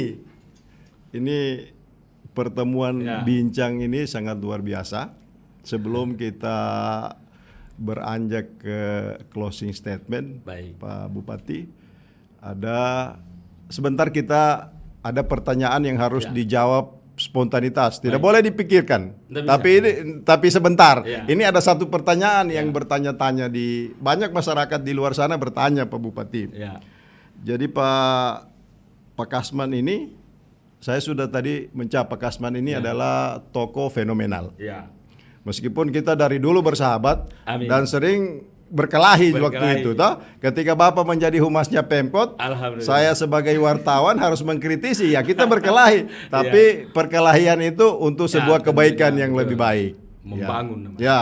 Kritik yang konstruktif, yang pada akhirnya nanti menghasilkan keinginan dan kepentingan masyarakat yang lebih besar. Ini satu pertanyaan yang ada dari warga yang di luar sana. Jadi pertama mereka bilang, Pak Kasman ini sangat luar biasa. Di samping apa yang sudah saya sampaikan tadi. Misalnya satu-satunya orang Kaili yang bisa memakai gelar kerajaan dari Oh, orang iya, Jawa? iya, iya. Bagaimana itu bisa dijelaskan dulu itu Pak? Alhamdulillah jadi Soal begini. itu Kanjeng Raden Aryo Hadiningrat. Ya. Ini kan sangat luar biasa Ya. ini. Ya, jadi baik, sesuatu yang baru pasti orang juga banyak bertanya. Ya, saya kira mau jadi orang maju itu dan menjadi orang besar harus begitu. Kalau kita dari segi kerajaan yang memang turunan. Ya, ada darah Ada biru darah yang itu mengalir. dari papa. Iya, Saya dari papa. Di papa itu di Kolakol. Banava. Banava. Tuh, dulu Donggala itu namanya Bente. Sebelum Donggala, Bente namanya. Bente. Dan Bente itu tepatnya di Kola-Kola. Tuh, di zaman kerajaan Bente itu ada di Kola-Kola. Gitu. Setelah Bente, baru Kola-Kola Bente. Itu ratusan tahun perubahan itu. Setelah Kola-Kola Bente, baru Sinue. Tuh, setelah Sinue, baru Banava. Setelah Banava, baru Danggola. Setelah Danggola, baru sekarang Donggala. Itu dulu saya mau jelaskan. Nah, yang kedua, jangan lupa Donggala itu hidup di 4 alam. Jadi 4 episode. Episode pertama di zaman kerajaan. Tuh, harus kita, artinya masyarakat tahu itu. Episode pertama adalah di zaman kerajaan. Ratusan tahun zaman kerajaan itu. Makanya di zaman kerajaan terbentuk yang namanya distrik dan onder distrik. Tuh. Kalau bicara distrik dan onder distrik, berarti di situ ada raja. Ya. Dan di zaman kerajaan ini raja yang berkuasa. Sebelum merdeka kita memang di zaman kerajaan itu raja yang berkuasa. Harus kita sadari dan kita pahami itu. Di kehidupan yang ratusan tahun yang lalu. Itu. Dan leluhur-leluhur itu tentunya ya hidup di zaman itu, di era kerajaan. Nah, makanya sekarang kalau kita mau tanya, yang mana raja? Raja itu ada di zaman lalu. Yang sekarang sudah tidak ada raja. Kalau turunannya ada. Turunannya sudah banyak turunannya. Di Donggala itu banyak. Donggala ini kampung kerajaan yang tertua. Yang melahirkan Palu. Donggala melahirkan Kabupaten Toli-Toli. Lalu Toli-Toli melahirkan Buol, Donggala melahirkan Kota Palu, Donggala melahirkan Kabupaten Parigi Motong, Donggala melahirkan Kabupaten Sigi. Harus kita akui itu. Tidak bisa, ini perbuatan di zaman kerajaan. Artinya ada benang merahnya yang tidak bisa kita lupa. Jangan kita melupakan sekali-sekali sejarah. Sejarah itu adalah perlu dari masa lalu, masa kini, dan masa yang akan datang. Ini sekarang masa yang sekarang ini. Seperti apa lagi masa yang akan datang 1000 tahun yang ke depan sudah tidak ada kita. Itu episode pertama kerajaan-kerajaan. Maka terbentuklah distrik. Distrik Banava yang berkedudukan di Bente. Kemudian distrik di Tavaili. Distrik di Tavaili, makanya ada raja di Tavaili. Tuh, distrik di Banava berkedudukan di Bente, ada raja di Banava. Tuh, kemudian distrik di Sindue, ada di Lero. Makanya ada Destre, dulu distrik itu disebut Destre. Destre ini, distrik ini kemudian menjadi onder distrik lagi dikembangkan. Karena turunan-turunan raja. Ada distrik di Toaya. Coba, antara Lero dengan Toaya dekat karena kerajaan. Tuh, Tavaili. Labuan tidak ada, karena ada Tavaili dengan Pantoloan. Distrik. Kemudian distrik di Sabang, di Tibo. Lalu distrik di Sabang. Itu. Tapi di Balasan Tanjung dengan di Balasan tidak ada distrik. Memang begitu yang diciptakan oleh leluhur-leluhur di zaman kerajaan. Nah, zaman kerajaan ini tentunya berlaku yang namanya sistem kerajaan di zaman itu. Lahirlah raja-raja itu. Raja-raja Banava. Tuh, Banava itu raja-raja yang berkuasa di zamannya. Tuh, di Donggala itu ada namanya Lasa Kaili. Lasa Kaili itu melahirkan anak 2. Yang pertama Limpo Banava, anak kedua Lasa Banava. Nama Banava itu, nama Donggala ini, Donggala itu dulu namanya Banava. Tuh, Lasa Banava melahirkan raja. Raja pertama adalah Intolore, raja kedua Kamaria, raja ketiga Saduria, raja keempat Lamarauna. Itu. Begitu juga yang di sebelah kanannya, Limpo Banava. Limpo Banava ini tentunya melahirkan raja-raja. Ada Labugia, ada Labugia, ada Lamakagili, ada Lasarua, ada Lapamandi, ada Lapau, ada Latope. Harus kita akui karena itu yang muncul di zaman-zaman kerajaan itu, yang punya kekuasaan di zaman itu dan punya pengaruh di wilayah Republik di Kabupaten Donggala. Nah, ratusan tahun para raja ini. Tentunya kedudukan raja ini tinggi. Tuh. Tapi raja ini diangkat oleh Magau. Magau itu adalah mengangkat para raja-raja itu. Kalau sekarang ini Magau itu kedudukannya MPR. Tuh, MPR itu. Kalau yang presiden itulah raja. Ya seperti itu, makanya selalu kita menyebut nanti di daerah akan dibentuk raja-raja kecil. Raja-raja kecil itu sudah sekarang dalam urusan pemerintah ini sudah itu bupati, wali kota, gubernur, raja-raja kecil itu di daerah. Nah, itu di zaman kerajaan sudah ada. Jadi bukan nanti sekarang. Nah, inilah kira-kira di kerajaan. Kemudian di Palu ini lahir Raja Janggola. Itu raja. Raja Parampasi, Raja Yojokodi. Tuh, Lama Karate, Randa Lemba, itu, Yoto Lemba, banyak yang paham Lemba-Lemba semua, raja itu. Ya makanya turunannya benar raja. Di Tatanga, ini di anunya beliau ini, leluhurnya beliau ini, neneknya beliau ini. Tuh, jadi orang-orang muncul itu karena memang raja, Bapak. Madika kalau bahasa ininya. Tuh, penguasa di Tatanga. Dan dulu Palu ini Tatanga. Tuh, Tatanga dulu. Di situ raja-raja itu muncul dan sebagainya dan sebagainya. Nah, kemudian di zaman kerajaan, setelah zaman kerajaan, lalu ratusan tahun baru muncul zaman Belanda. Di zaman Belanda itu 350 tahun Indonesia ini adalah dikuasai oleh Belanda. Gitu. Saya bersyukur karena pasangan saya lalu adalah orang Belanda. Iya, luar biasa. Tapi sudah artinya kami berjalan bersama-sama. Ya, tidak usah yang lalu sudah lalu. Yang lalu biarlah berlalu. Biarlah berlalu. Biarlah menjadi kenangan antara Pak Kasman. Indah. Iya, luar biasa. Seperti itu. Ah, itu di zaman Belanda 350 tahun. Gitu. Terus saya bangkitkan. Berarti akhirnya saya bersahabat, berteman karena saya mampu merangkul orang Belanda menjadi pasangan saya sebagai wakil bupati. Ya harus begitu. Tidak ada orang tidak mau rangkul lagi orang Belanda. Kalau saya rangkul orang Belanda menjadi pasangan saya waktu itu. Hanya kedua kalinya saya rangkul lagi untuk menjadi kedua kalinya, tapi dia juga tidak mau. Ya, kalau tidak mau ya kalah. Karena tentunya Belanda tidak mungkin kalah dengan pribumi. Ya, seperti itu. 350 tahun penjajahan Belanda itu di Donggala. Makanya adalah turunan-turunannya. Kalau di Sindue itu namanya Frederik Alexander Kobo. Tuh. Kalau di wilayah sana termasuk yang namanya Edward van Boren, tuh, termasuk yang namanya Van Baron, itu semua Frederik semua itu orang-orang Belanda semua itu di zamannya. Harus kita akui 350 tahun ini berarti ada 4 generasi. Tuh, kalau kita punya generasi 5, kalau umur misalnya 80 tahun berarti hampir 5 generasi kita. Lama itu. Gitu. Nah, kemudian di zaman Belanda 350 tahun, maka tentunya begitu Belanda berkuasa, maka dia ambil pendekatan dengan para raja-raja yang sudah dibentuk oleh raja itu melalui distrik dan onder distrik. Oleh karena itu maka keluar keputusan antara Belanda dengan para raja, ya, yang melurahkan dengan Volksklering. Volksklering itu artinya ada perjanjian. Artinya bahwa Belanda itu mengakui kepemimpinan para raja di zaman itu. Jadi kalau ada orang yang mengatakan tidak mengakui lagi raja, keliru. Hanya sekarang bukan lagi zaman kerajaan, tapi raja itu ada di zaman itu. Nah, seperti itu. Harus kita pahami. Karena memang gitu, antara Belanda dengan ini lama 350 tahun. Begitu 350 tahun muncul lagi zaman Permesta.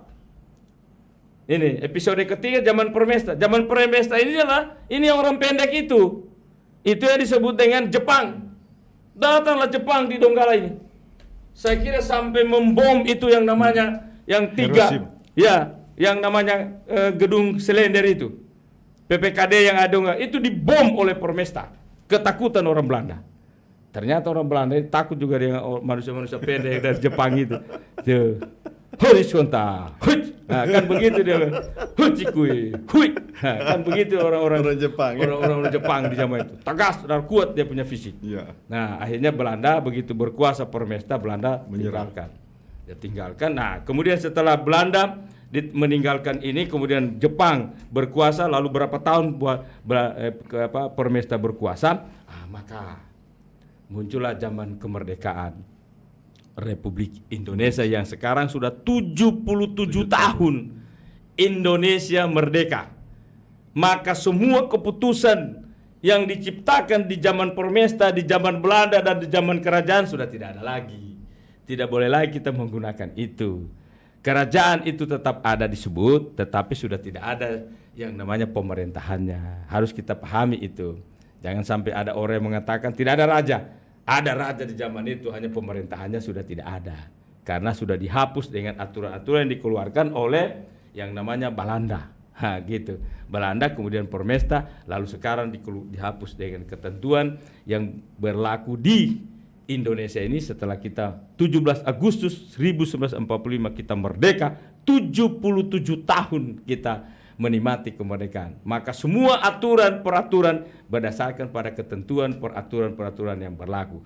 Makanya jangan heran kalau KUHP kita itu banyak KUHP yang bernuansa Belanda. Iya. Keputusan-keputusan Belanda, KUHP kita banyak pasal-pasalnya yang berbahasa Belanda. Seperti harus kita akui itu. 354 350 tahun kita ini memiliki KUHP seperti itu. Ya, sekarang ini tentunya menyesuaikan dengan adanya yang namanya Undang-Undang Dasar 1945, lalu negara kita negara Pancasila, konstitusi kita Undang-Undang 45, kemudian kita bersandar pada PLR, RPJMD, RPJMM 1 dan 2, dan semua ini sesuai ketetapan yang telah diatur dalam ketentuan itu. Sekarang 77 tahun kita merdeka ini, ya semua regulasi berubah. Ya. Nah, 4 kerajaan itu, 4 etape yang sudah kita lalui. Artinya ini dimulai dari ratusan tahun yang lalu. Tidak usah terlalu jauh. Donggala itu dulu pelabuhannya. Itu tahun 768 sudah ada pelabuhan Donggala. Yang dulu dihuni 768, 892, 1200, 1300. Pelabuhan sudah ada yang dijelajahi oleh kapal-kapal dari Asia, dari Pasifik, lalu kemudian dari Timur Tengah, dari Barat Eropa, datang berlabuh semua di Donggala. Itu Belanda di zaman itu. Artinya Donggala ini sudah mendunia di wilayah di antero dunia itu. Sudah terkenal, makanya dulu terkenalnya Donggala. Tuh, terkenalnya Donggala dan bukan Palu waktu itu. Sekarang begitu Donggala sudah tumbuh dan berkembang, lalu kemudian menjadi daerah otonomi sendiri, lalu dia lahirkanlah Palu, dia lahirkan Sigi, dia lahirkan Toli-Toli, dia lahirkan Parigimotong. Nah itu, seperti itulah kita sudah jalani. Jadi akhirnya bahwa konsideran yang ada di pemerintahan ini tentunya menghapus semua apa yang sudah ada di zaman itu. Ya. Ya, kira-kira begitu sementara. Ya, kemudian Ya. soal Kanjeng Raya. Raden Aryo Ya, baik. Hadiningrat. Betul. Ya. Lalu kemudian hubungannya dengan Kasman Lasa mendapatkan gelar, saya bangga dengan gelar ini karena Ya. saya tidak meminta.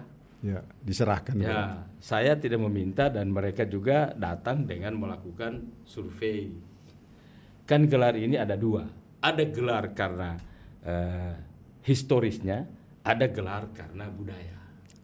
Seperti itu. Jadi saya alhamdulillah 158 orang turunan pertama turunan Madika, 2 turunan Magau, ketiga turunan adat, keempat adalah tokoh-tokoh masyarakat. Berangkat kemana? Ke Solo. Tuh. Ya. Berangkat ke Solo. Saya umumkan. Kan di zaman kerajaan begitu. Ya. Pengumuman, pemberitahuan, isema. Tuh, artinya siapa yang mau berminat untuk mau berangkat ke Solo, ke daerah kerajaan, bukan di Jogja, di Solo, di keraton, mau mengikut dan ikut sama saya, silakan. Tapi Pemda tidak membiayai, Tanggung masing-masing. ditanggung oleh masing-masing. Ya. Kalau makan, saya dan kami punya tanggungan. Ya urusan makan. Ternyata tiba di sana urusan tempat tinggal dibayar oleh keraton. Ya. Jadi kami hanya makan. Tempat tinggal dibayar oleh keraton. Berangkatlah kami dengan pesawat. Nah, akhirnya Didata nama-nama ke sana setelah mereka dari Solo datang. Tapi jauh sebelumnya, kalau saya tidak salah 3 bulan sebelum itu mereka datang survei menanyakan itu. Ya, silakan turun saja. Ya, saya juga tidak mau mengantar mereka. Silakan turun kemana? Kami mau turun ini. Tuh, apa yang kita bawa itu? Peta. Peta apa namanya? Peta. Yang namanya Kerajaan Kesultanan Solo itu yang namanya dokumen ada sama mereka. Lengkap. Tidak bisa kita bohong. Silakan. Dan saya tidak mau komentar. Silakan. Barangkali apa yang dia mau kasih tahu kita, silakan. Tidak saya. Kan lalu termasuk bukan cuma saya lalu. Termasuk bupati yang lalu juga iya. Tapi gelarnya bukan Kanjeng Raden Aryo Hadiningrat. Gelarnya Tumenggu. Nah kan ini beda-beda. Itu pemberian dari sana. Bukan diminta-minta. Ya. Dan bukan dibayar. Untuk apa mau bayar? Sewa apa? Makan saja kita di sana setengah mati. Nah itu dibantukan Pemda. Dibantu Pemda. Ya, biaya makan ya kita selama alhamdulillah hari ini pelantikan, besok 1 malam, besok pelantikan, hari ini kita datang, terus besoknya pulang. Balik. Tempat tinggal tidak dibayar. Jadi cuma biaya konsumsi Bukan saja konsumsi. yang ditanggung. Dan kami oleh- juga konsumsi 1 malam ditanggung oleh mereka dalam di gedung Kesultanan itu. Nah dari situ kemudian dikukuhkan rapat rencana. Mereka rapat. Kalau saya tidak tahu apa-apa. Tuh. Saya apa saja yang mereka. Karena saya begitu selesai rapat mereka datang yang namanya suro. Kalau kita di sini juga suro. Kalau mereka di sana disebut abdi dalam. Abdi dalam. Abdi dalam itu mereka datang. 3 orang datang menjelaskan. Dan saya undang semua, Magau, turunan Madika, masih ada semua mereka-mereka itu, tokoh-tokoh sekarang. Termasuk yang dari Pinembani namanya Andila Sipi. Datang karena dia turunan raja. Dibawa semua ke sana. Itu. Rapat, setelah rapat baru mereka umumkan. Bapak Ibu hadirin yang saya hormati, setelah setengah hari tadi dari Kesultanan Solo, Kasunanan mengadakan pertemuan turunan-turunan raja, turunan-turunan sultan, maka berdasarkan data, berdasarkan potensi, maka kepada saudara Kasman Lasa, begitu mereka dirapatkan dan yakin banyak kepala-kepala yang hadir waktu itu. Ya. Maka ditetapkan saudara Kasman Lasa Mendapatkan gelar penghargaan tanggal 16 Januari 16 waktu itu 2016 juga 2016 tetapkan sebagai penghargaan menjadi Kanjeng Raden Aryo Hadiningrat. Luar biasa. Luar biasa. Ternyata sebelum saya bukan Hadiningrat, Tumenggu. Tumenggu. Ya. Nah ini kan beda-beda. Yang lain tidak mau menggunakan Tumenggu. Kan rugi saya punya gelar yang diberi Kanjeng Raden Aryo Hadiningrat lalu saya tidak pakai. Ya. Tuh. Makanya saya pertemuan bupati seluruh Indonesia, saya bilang boleh kita sama-sama bupati. Ya. Tapi bapak-bapak tidak punya Kanjeng Raden Ya. Aryo Hadiningrat. Itu yang Dan kelebihannya ini- Bupati Dan Donggala. saya selalu perkenalkan di Istana Negara. Ya. Di hadapan Bapak Presiden Republik Indonesia. Tepuk tangan Presiden. Luar Bapak Presiden biasa. Republik Indonesia. Saya Kasman Lasa, saya Dr. Andus Kasman Lasa, sarjana hukum, magister hukum. Bupati Donggala. Kanjeng Raden Aryo Hadiningrat. Tuh. Insya Allah Pak Presiden tahun depan saya mendapatkan profesor. Tepuk Ya. tangan lagi. Pokoknya semakin pusing orang saya bikin. Ya, silakan saja orang pusing. Yang penting kan saya tidak ganggu orang. Iya. Penghargaan Tidak orang, menyakiti iya, orang. Tidak Iya, menyakiti iya, orang. iya. Terserah kamu suka, tidak suka, terima atau tidak terima. Tidak bukan ada urusan. saya. Iya. Nah saya kan diberi penghargaan. Yang namanya penghargaan. Ya kalau mungkin orang di sini dia tidak mau kasih penghargaan, tidak Iya. apa-apa. Iya. Tapi daerah lain, Iya. negeri lain dia beri Dari penghargaan. keraton ya. Di keraton lagi. Tidak gampang itu Bapak. Ini yang saya bangga dengan umur 62 tahun. Saya tidak minta, tapi penghargaan. Luar biasa. Seperti itu yang luar Bapak Presiden Republik Indonesia tepuk tangan juga. Ya. Dia bilang, bukan cuma Bapak yang menyebut fenomena. Bapak Jokowi dia sebut saya di Istana Negara ini Bupati Fenomena. Seperti luar itu karena dia biasa. tahu waktu bencana gempa bumi, tsunami dan tanah longsor yang pernah saya bawa Pak Jokowi ini di depan kantor Bupati Donggala. Ya. Seperti itulah yang penghargaan itu, Pak. Jadi Oke. alhamdulillah saya bersyukur kepada Tuhan dan semua baru yang datang dia saksikan karena yang datang ini turunan Mardika, turunan raja yang datang. Ya. 158 orang, Bapak. Ya. Yang datang Magau, yang datang adat, yang datang para kepala dinas, termasuk Pak Kadis pergi waktu itu. Marah dengan turunan-turunan ke sana. Bayangkan pesawat, Bapak. Saya tidak tahu. Ternyata mereka berlomba-lomba. Kalau tidak ditahan-tahan, Bapak, informasi dari sana, tempat ini Pak Bupati itu hanya menampung 200 Orang. 200 orang. Ya karena Tapi ada yang juga datang? Nah, yang datang lalu 500. itu baru yang datang, Pak, berpartisipasi, dia ikut. Kebanggaan mereka. Ya. Nah, yang datang juga ada dihadiahkan pakaian-pakaian. Saya diberi hadiah pakaian kerajaan, Bapak. Kalau saya pakai pakaian kerajaan itu, Bapak, tidak muat ini, tidak ada ini. Penuh semua dengan lambang-lambang kerajaan yang ada di dalam. Seperti itu. Jadi kalau orang ada yang tidak suka, Terserah dia dia. punya mengiri-ngiri, terserah kamu. Kalau kau mau, bikin juga. Dia pergi juga ke Solo. Kalau Solo Kalau berikan, mau ke Solo Sultan berikan. berikan. Iya. Sultan itu juga dia pelajari. Iya, betul. Benarkah ini atau tidak? Seperti itu. Maka saya tidak pusing. Itulah yang saya bilang tadi. Silakan orang mau suka, tidak pusing. Urusan mereka. Urusannya mereka. Yang jelas saya sudah diberi penghargaan. Itu. Apalagi nanti didoakan juga saya. Ya. Insya Allah. Kan saya sudah selesai doktor. Ya. Doktornya juga cum laude. Ya. Tuh. Jadi kemudian ya saya sudah mempersiapkan berkas dan berkas saya sudah di Untuk kementerian profesor.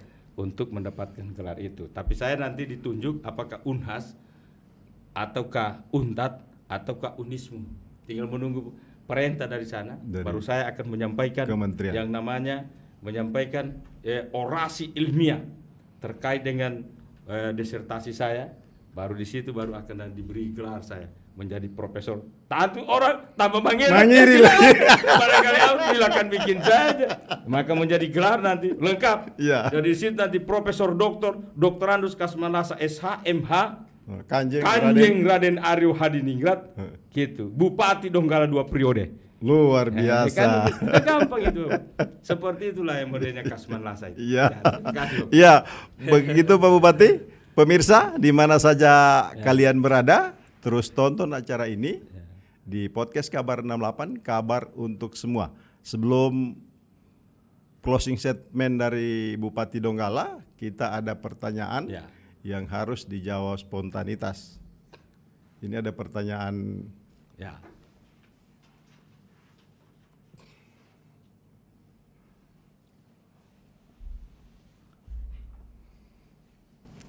Ya, Pak Kasman, Ya. ada pertanyaan dari netizen yang harus dijawab, tidak berpikir. Nanti setelah dijawab, berikut penjelasannya. Ya. 2024, Bapak selesai menjadi bupati Iya. 2 periode. Amin. Setelah itu mau jadi apa Pak Kasman? Ya, saya insya Allah kalau saya diberi ridho Allah Subhanahu Wa Taala dan saya tidak mau kufur nikmat. Saya harus tuntaskan dulu urusan yang berkaitan dengan jabatan saya sebagai bupati. Berakhir tanggal 16 Januari 2024. Harus saya jalankan supaya saya tidak dianggap kufur nikmat. Setelah itu baru saya akan berpikir. Tapi saya sudah persiapan. Namanya garis mundur.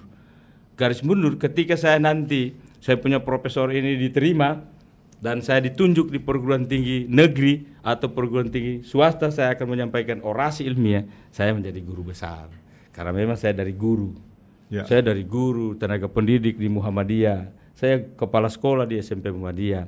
Saya kepala sekolah di SMA Karya. Saya dosen di Universitas Muhammadiyah. Saya dosen di Setia di Sekolah Tinggi Ilmu Administrasi. Saya dosen di Setia Panca Bakti Pancamarga. Saya kemudian dosen di Akademi Manajemen Informatika dan Komputer. Dan saya dosen di STAIN. Dan saya dosen mantan dosen di di Universitas Tadulako pegang kewiraan, dan saya mantan dosen di Stein Dato Karama sebagai pemateri yang namanya dakwah. Kenapa saya diberi materi dakwah? Karena saya dididik di Departemen Penerangan 1,5 tahun pidato. Tuh, makanya ilmu itu saya terapkan kepada mahasiswa. Ketika jadi bupati, ya semua atribut itu saya tinggalkan. Tapi dokumen itu tetap ada. Kemudian itu, kalau saya ditanya mau kemana? Ya saya kira itu jawaban yang paling tepat saya. Saya akan menjadi guru besar dan menjadi tenaga pengajar. Ketika saya diundang oleh perguruan tinggi negeri dan swasta, saya akan menyampaikan yang namanya ilmu-ilmu pengetahuan yang berhubungan dengan kepentingan masyarakat banyak. Ya, kalau urusan politik sudah sakit kepala dan sebagainya, mari kita jernihkan pemikiran kita di yang namanya di perguruan tinggi, mengajar orang baik. Karena kita ini mau mati, Bapak. Yeah. Artinya bagaimanapun umur kita ini terbatas. Ajal ini tidak akan pernah mau yang namanya ajal itu sudah pasti datang. Maut pasti datang sama kita. Dalam Al-Quran disebutkan auzubillahi minasyaitonirrajim aina ma takunu yudrikumul mautu wala kuntum fi buruji musayyada. Mau bersembunyi kemana kita? Di gedung yang menjulang tinggi, ditutup di slot ini. Kalau maut sudah datang, tidak ada satupun yang bisa menahannya. Nah, kita semua hidup ini Tuhan sudah memberikan izin. Artinya apa yang kita lakukan hari ini kita lakukan, Allah sudah izinkan kita. Allah Subhanahu wa taala kita izinkan. Kemana kita berada Allah sudah izinkan. Dalam Al-Qur'an disebut ayat wa makana li nafsihin antamuta illa biiznillah kitaban muajalan. Ini saya ingin baca ceramah seperti ini. Ini Pak Bupati ini level Ustadz atau sudah Iya, kiai? artinya ini saya ini sebetulnya seperti kuda pacuan. Iya. Ketika dilepas nanti jabatan selesai, ya tinggal janggut dipelihara. Di mana saja bisa ini? Di mana saja sih. Karena biasa. memang saya dididik. Iya. Artinya orang-orang yang profesional, yang dididik di pengetahuan agama, di pesantren, saya adalah luaran semua itu. Orang tua juga di guru ngaji. Luar biasa, Pak Bupati. Ya. Mungkin di akhir diskusi kita ini, di akhir bincang kita ini, ada pesan-pesan motivasi yang disampaikan kepada masyarakat yang ada di luar sana. Ya. Kemudian kepada jajarannya Bapak yang ada di Kabupaten Donggala selaku pelayan masyarakat. Silakan. Saya kira hal yang paling utama dan terutama buat kita semua adalah berbuat baik sama orang. Ya, kita berbuat baik sama orang. Kemudian kita tentunya memberikan selalu solusi kepada orang, sering membantu orang. Lalu kemudian kita berfungsi, bertindak seperti lilin. Artinya lilin itu dia menerangi semua orang. Dia kendati terbakar demi untuk menerangi orang lain. Ini amal yang harus kita ambil. Tidak usah kita sombong. Apa yang kita mau sombongkan di dunia ini, umur kita juga terbatas. Allah sudah tetapkan. Jadi seperti itulah yang harus kita harapkan. Berbuat baiklah sama orang, kemudian kita tidak usah mengganggu orang. Tuh, makanya saya jalan terus. Ya, saya sepanjang tidak diganggu orang, saya jalan terus seperti itu. Saya selalu beritikat baik dengan ini sama orang. Zoom sama orang. Ya, harus begitu ilmu itu. Makanya saya sempat dioperasi, Pak. Ya. Dioperasi saya hampir meninggal dunia. Ya. Dibawa di rumah sakit Siloam Makassar. Tapi tidak didoti orang itu, Pak. Ternyata Tidak saya dioperasi ya, saya sembuh dengan doa. Ternyata doa-doa yang mari banyak orang mendoakan saya selamat dunia dan akhirat. Ya karena itu termasuk kain kafan itu ternyata luar biasa investasinya. Memberikan sesuatu. Karena memberi pakaian orang yang meninggal dunia tidak gampang itu. Ya selalu bersedekah. Itu kira-kira. Ya. Makasih. Assalamualaikum warahmatullahi wabarakatuh. Merdeka! Merdeka! Merdeka! Anu makamburaka rapaka siromu. Anu masiromu rapaka saomu. Anu masaomu rapopo rambanga. Anu morambanga rapopo singgani. Masintuvu kita maroso.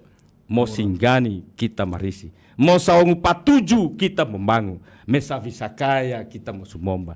Ise mapa, mai piapa, ise mapa. Kalau bukan kita siapa lagi? Kalau bukan sekarang, kapan lagi? Merdeka! Luar biasa. Pemirsa, di mana saja kalian berada, begitu banyak hikmah yang bisa kita petik dari diskusi kami bersama Bupati Donggala, Dr. Dr. Andus Haji Kasman Lasa SHMH, Kanjeng Raden Aryo Hadiningrat, satu yang tertanam di dalam hati bahwa taburlah kebajikan, insya Allah akan berbuah kebaikan bagi kita di kemudian hari. Sampai di sini bincang kami bersama Bupati Donggala. Kita ketemu lagi di episode berikutnya.